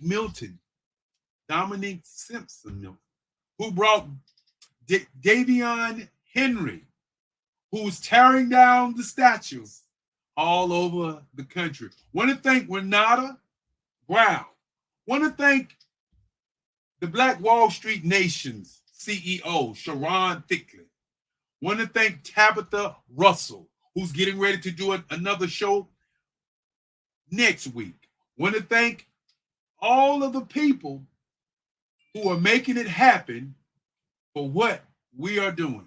Want to thank Kadar Muhammad. Of course, I want to thank Dr. T.L. Holmes. And I like to take my time when I'm thanking people because, again, without these speakers, this wouldn't have been a great deal. Wouldn't have been a great show. Want to thank a lady I call my cousin, Sandra Wall Williams. We had a young lady who came, Chief Chanel Dickerson, who came on and talked about how she looked at what she wanted to be in life and accomplished it. Of course, the social media lady, want to thank Ida Mahurju. She's going to kill me because I hatchet her name, but she knows what I mean. Want to thank Shay Brown. Shay Brown, the salesman extraordinaire. And of course, I want to thank another young lady by the name of Kat Cacciardo. Kat Cacciardo, who is a fitness coach. She told us that she was 66, and you looked at her, she looked like she was 25. When I think a guy out in Las Vegas by the name of Jackson Chris, B. Jacqueline Jeter, and a superstar in the making, Shelly Jeffco, who said she wants to be the Oprah Winfrey of the network. Coach Trey Bell, who brought us Dwayne Golden. I want to thank a lady out of London. And you know, when we talk about people all over the world, we got people all over the world. I want to thank Maria Bond. I want to thank Edie Clark, Janet Butler, who came in again today to do a great presentation of Fireside Chat and moderated. Want to thank Bukeka Blakemore. Yes, indeed. Want to thank the young lady for introducing Fab Unite TV. Yes, indeed. Want to thank Carolyn Wilson, who was a co-host on the Oz Show. Want to thank Bishop Darrell Anderson. Want to thank Angela Baptiste. Want to thank Coach Peggy Muhammad. And you know, when I begin to thank people, it just rolls up into me what they did all week. how they committed for you, not for me, but for you to see them in their greatness. What did you do? Did you take notes? Want to also thank Dr. Step Audrey, who brought Dr. Keedy and brought the health initiative to this platform. Definitely want to thank a young man in radio, Jerry Smith. Want to thank Melanie Perry and Norma Hollis, who Norma Hollis did several fireside chats. Want to thank another lady by Tanya T. Wise. And Tanya T. Wise was a young lady who not only spoke about her company, she was a moderator. Want to thank Andre Ward. Want to thank Nia Lewis, Tandra Price, who brought her team in again this time. And Tandra Price, one of the superstars of the Black Business Olympics. William Jackson and his wife, Aida Jackson, who both in their greatness shared the metaverse for us. Andrea Adams, who was a moderator, want to thank her also. There was a lady who was here who was, as we call, the $1 million grant writer. And that was Dr. Barbara Wright. Grant McGaugh from Omaha, yes, indeed, moderated, spoke on his company several times, sharing with you life-changing conversations. Want to thank Reverend Dwayne Kumina. Want to thank a guy by the name of Sidney Wormsby, who talked about leadership, and that leadership still rings in my mind right now. Want to thank again Dr. LaToya Smalls. You know, sometimes I would say people's name twice because they've done something magnificent. Dr. Madeline Ann Lewis, thank you again. Virgil Thornton, who talked about leadership this morning. Want to also thank our chairman of the board, but I don't want to forget a young lady by the name of Dr. Erica Muhammad. And Her Royal Highness was here. Duchess Winford Guitar God. Yes, indeed, I probably hatched that name, but I did the best I could, Duchess. And then, of course, Enolia Forte, who brought her here to talk about Africa. Of course, as we get down to the nitty-gritty and saying thank you, I'm sure I'm going to miss somebody. But hold it to my heart, not to my head, because you know what happens with your head. Sometimes you can't remember everything. Want to thank a young lady who just been spectacular, Eartha Watts Hicks. And I want everybody's prayers to go out to Eartha as she get ready to go on another journey that she needs prayer for. Shay Brown, the salesman extraordinaire. And then there was a young man that really did a great job, Javon Martin. And we had a legend here. We had an absolute legend, even though everybody was a legend. Everybody was historical. We had a gentleman here by the name of Jerry Roebuck. I just want to take a moment and talk about Jerry Roebuck. Jerry Roebuck was the man who started Black Expo USA and did 16 cities across the United States of America. A young man or a man who allowed me to be a part of his organization after the third event that I did, after they saw the numbers that I was bringing. Had a chance to go to the Jacob Javits Center in New York City and watch his show, which did 100,000 people 4 days in a row with over 1,000 business owners. He took those 1,000 business owners across the nation, LA, San Francisco, New York, Philly, Washington, D.C., Norfolk, Virginia, Miami, all over the country. I want to thank him personally for what he was doing was what I was watching, and he allowed me to learn on the job how to do the Black Business Expo right here in Durham with the tutelage of my main guy, rest his soul, Bill Cherry. Want to thank Merlin Clark for her outstanding participation, and she talking about Generation X versus Generation Z. Want to thank Marquise Hicks, as she was just fantastic. And as we move on, want to definitely thank Abdul Dwele Muhammad, as he talked about Black business in the future out of Africa. As you've seen the videos, and many of the videos were either made by Lotus Richey, or the main video lady for us was Farron, I'm going to give her a whole name, Lopez, and she did an outstanding job. When we had a guy who dropped in by the name of Kelvin McNamore, who really gave some life-changing statements. And then, of course, the beautiful lady by the name of Ramona Rogers. Great job. And then, of course, a lady by the name of Sunny Waterhouse was here definitely. She did an outstanding job as she was on a panel with Nurse Blue. Spiritual Teak was here all the way from the UK. And who would forget Dr. Tandra Price? Taria Hodge, who talked about AI. And my great friend, I didn't say good, my great friend, Eunissa Kamara, all the way from London, as he continues to put speakers on this platform. And you got to talk about Wade Randolph, who again showed up, and showed out. I want you to think for a minute, what did you get out of this week? If you don't know what you got out of this week, go back.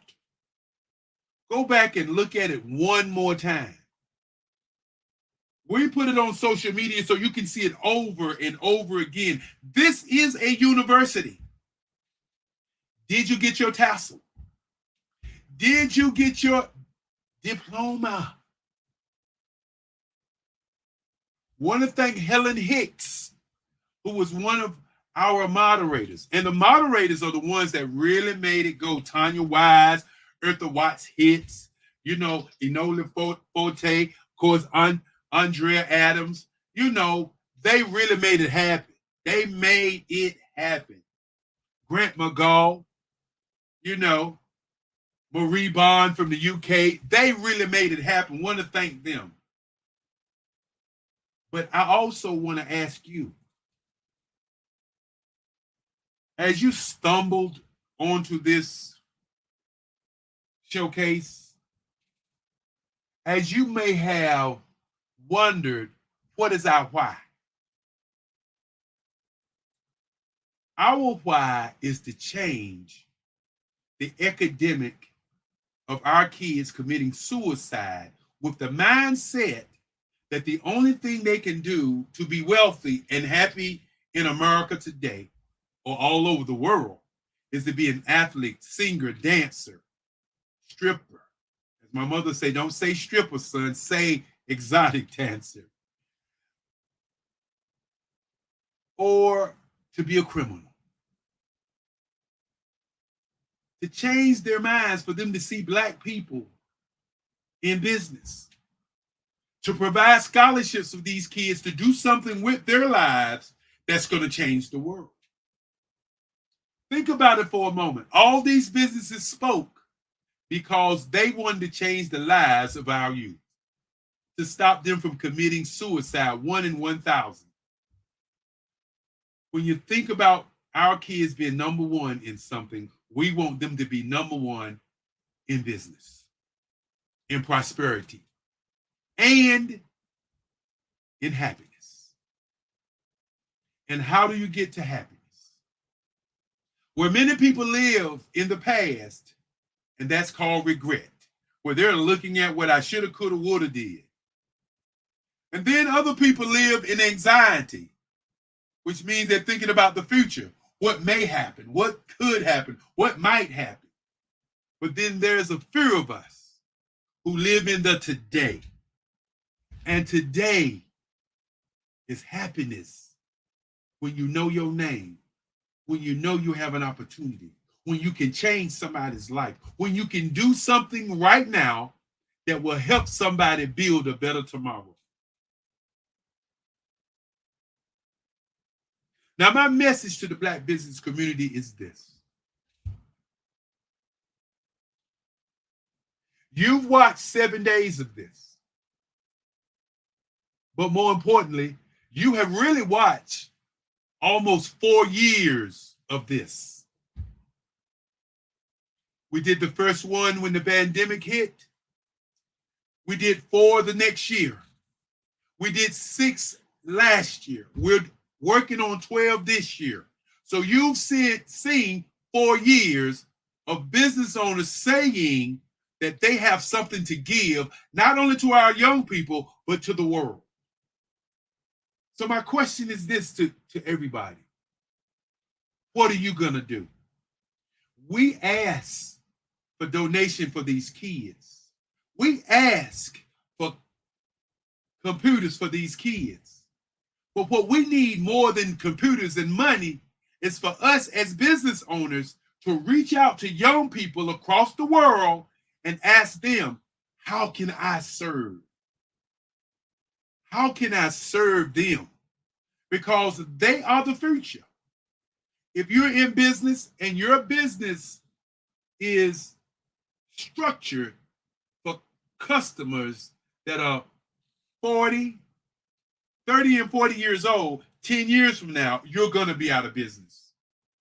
AI is not going to put you out of business. What's going to put you out of business is your customer. And the question I have for you, do you know your customer? Do you understand your customer? Do you understand your gray print, which is your subconscious mind that's looking for business, that's looking for happiness, that's looking for joy all the time by the thoughts that you have inside? Do you know your red print that is how you show up, who you are? And your red print sometimes is what we call fear and sabotage. But more importantly, your red print is who you are. And if you're a business owner and you don't know your industry, or what I call your blueprint, and what is your blueprint of your business? Are you doing a business as a hustlepreneur, an iPreneur? What type of business are you doing? If you don't know your industry, then you don't know your business. That's just the way it is. So what is your blueprint? Who is the 1, 2, or 3 top businesses in the world that's doing what you're doing? Look at their blueprint. Stop saying, I want to do it my way, because the I want to do it my way is what I call a 10-year window of business disaster, of going over and making mistakes that have already been ironed out by the top companies and top companies in the world. If you want to be a billionaire company, study a billionaire company. And then, of course, the green print. After you study the industry, you see your blueprint. How do you make your money from that? What is the green print that earns you money from your blueprint? We've had so many business owners to talk about strategy. Think about that for a moment. And then, of course, as we look at your black print, which is wealth management, retirement, and exit strategy.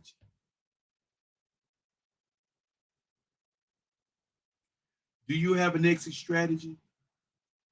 Why don't you have wealth management on your mind? I'll tell you why. Because you're not thinking about the future today. If you thought about the future today, then you would be happy every day. So people, as I start to move down to the end of what I wanted to say, because, you know, this is the state of black business right now. That's what this is, the state of black business. Sunday is the future. The state is the future. It's the state of black business.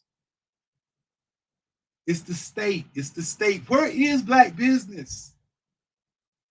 When I say I am black business, from the moment I wake to the moment I sleep, that I am Black business, I want you to be Black business. I want you to think about what you saw all week, and I want you to make a change and think about the young people that you can impact right now. Not tomorrow, right now. Find our young people on the planet and serve.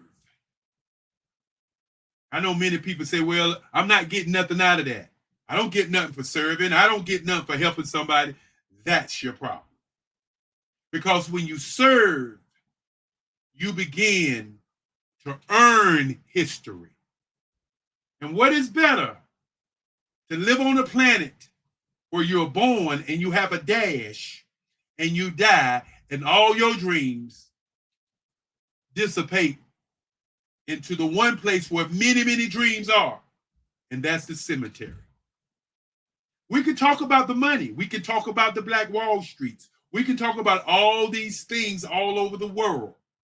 But the one thing that we can do as a group, and that is to not only support each other, we can buy from each other. We can support each other. And you've heard the myth that Black people can't work together. But guess what? If you were here all week, you saw Black people working together for 7 days, 8 o'clock in the morning to 8 o'clock at night, sharing their expertise, their ability, their supreme confidence. They share with us everything. They share with us their life. So what are you going to share with us? Now, for people out there who want to speak on the platform, you may give us a call at 919-308-9090, or you can actually go to bbxspeakers1@gmail and apply to have your company showcased. But let's don't sit back and relax and not share with the world the greatness that you are. And with that being said, I'm going to bring the young man back up, and we're going to get out of here. As I'm smiling because I love every moment of this week, as I saw so many great people come before us and talk about business. Go look at that carpet. Hey, Dr. Kelly, amazing shows. Amazing. Well, one of the things that we have is a standard. And sometimes people don't see a standard. Sometimes people let a standard slide and it catches people off guard. Right. So as we continue to build, just remember that the standard is what gets us to the next level. Not the how I feel. That doesn't get us to the next level. Being prepared always get us where we're going. Right. And many times, instead of being prepared, we just let things go. That's not the best way to do business. That's not the best way to do anything. So just remember, as you look at this whole week, that the standard that we set is a standard of excellence from everybody, not from some people, but from everybody. Beautifully stated. This has been an inspirational week. And if you're out there watching and seeing, if you feel like wherever you're located, you get depressed because you don't see enough business people, you don't see enough of this excellence, this is the clearinghouse right here to get inspired, to get quality information from the people that come on, and to launch you into success. These are your mentors. This is your template. This is what you can grow by. And so the Black Business Network is an extraordinary thing. Dr. Kelly humbly doesn't like to take total credit. This is his baby, but it's for everybody. And what that means is when you come in, he wants you to take over and bring in what you're doing, and he wants to share with what you're doing to the world. And we've got to make these kinds of things happen. And we can't keep looking at the same old narrative of what we see. We're going to change the conversation. And of course, I want people to leave today and leave tonight with what I said earlier. You are playing the game of energy and time. That's right. I want you to think about what you put your energy in is going to give you the greatest of time on this planet. Ask yourself, what did you learn? But more importantly, what did you do after you learned it? And I can ask the question, where do we go from here? As I said, some people play the finite game, some people play the infinite game. We're playing the infinite game. That's right. And by utilizing our energy and time, we will get to 300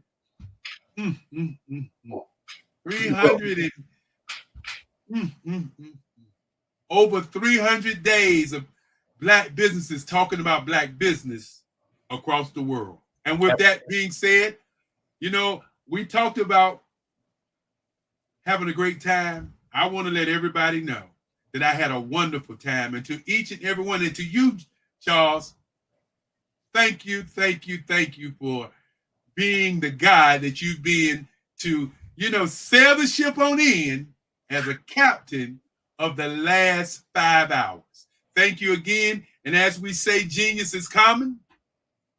I'll see you on the other side. I'll see you on the other side. You are in the right place at the right time. The Black Business Network opens again for its Black Business Olympics, a 24/7 broadcast on business, strategies, global branding, social media marketing, finance, advertisement, and much, much more. Featuring the top, most powerful entrepreneurs and speakers and thought leaders from all around the world as they gather together for this phenomenal event. Join the Black Business Network streaming live into the metaverse, STEM City, USA, Black Multiverse, Pod TV, Roku, Hulu, iHeartRadio, Apple TV, YouTube, TikTok, Instagram, Google Podcasts, Facebook, LinkedIn, IBM TV, Spotify, and Twitch. Tune in today and be a part of this amazing movement. The Black Business Olympics welcomes you.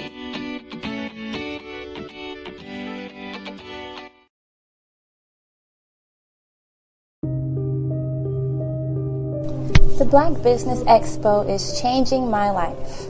This year, they are giving away laptops and even $5,000 in cash to students just like me. I'm Alexis, and I want to go to college to fulfill my dream. Did you know that approximately 333.34 million businesses exist today, according to a report from 2021? And you may be one of those businesses, or maybe you're not in the business market yet, but you're aspiring to be a business owner. Well, guess what? You're in the right place at the right time. Because let's face it, everything is about timing and opportunity. Hi, my name is Dr. Lotus Richey, and I'm the CEO and founder of the Lotus Richey Coaching and Consulting LLC, along with the Lotus Richey Ignite Show. 15 minutes of success with Dr. Lotus Richey, as well as books to boom your business and bring who you are.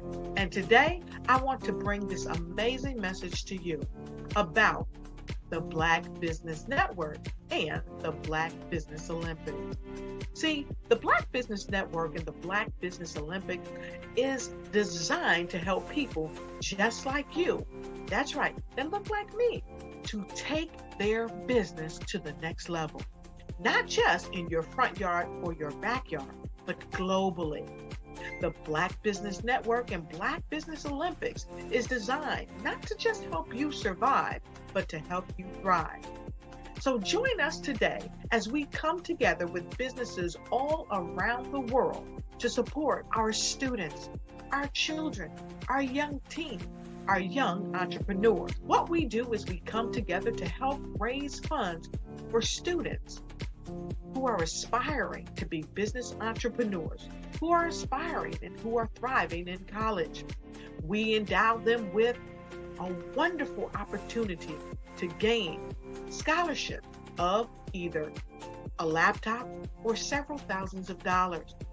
And we invite you to help be a contributor to this amazing opportunity to help someone that looks just like you. So join us today at our website and let us connect with you and help you ignite and take flight in every area of your life on the Black Business Network and the Black Business Olympics.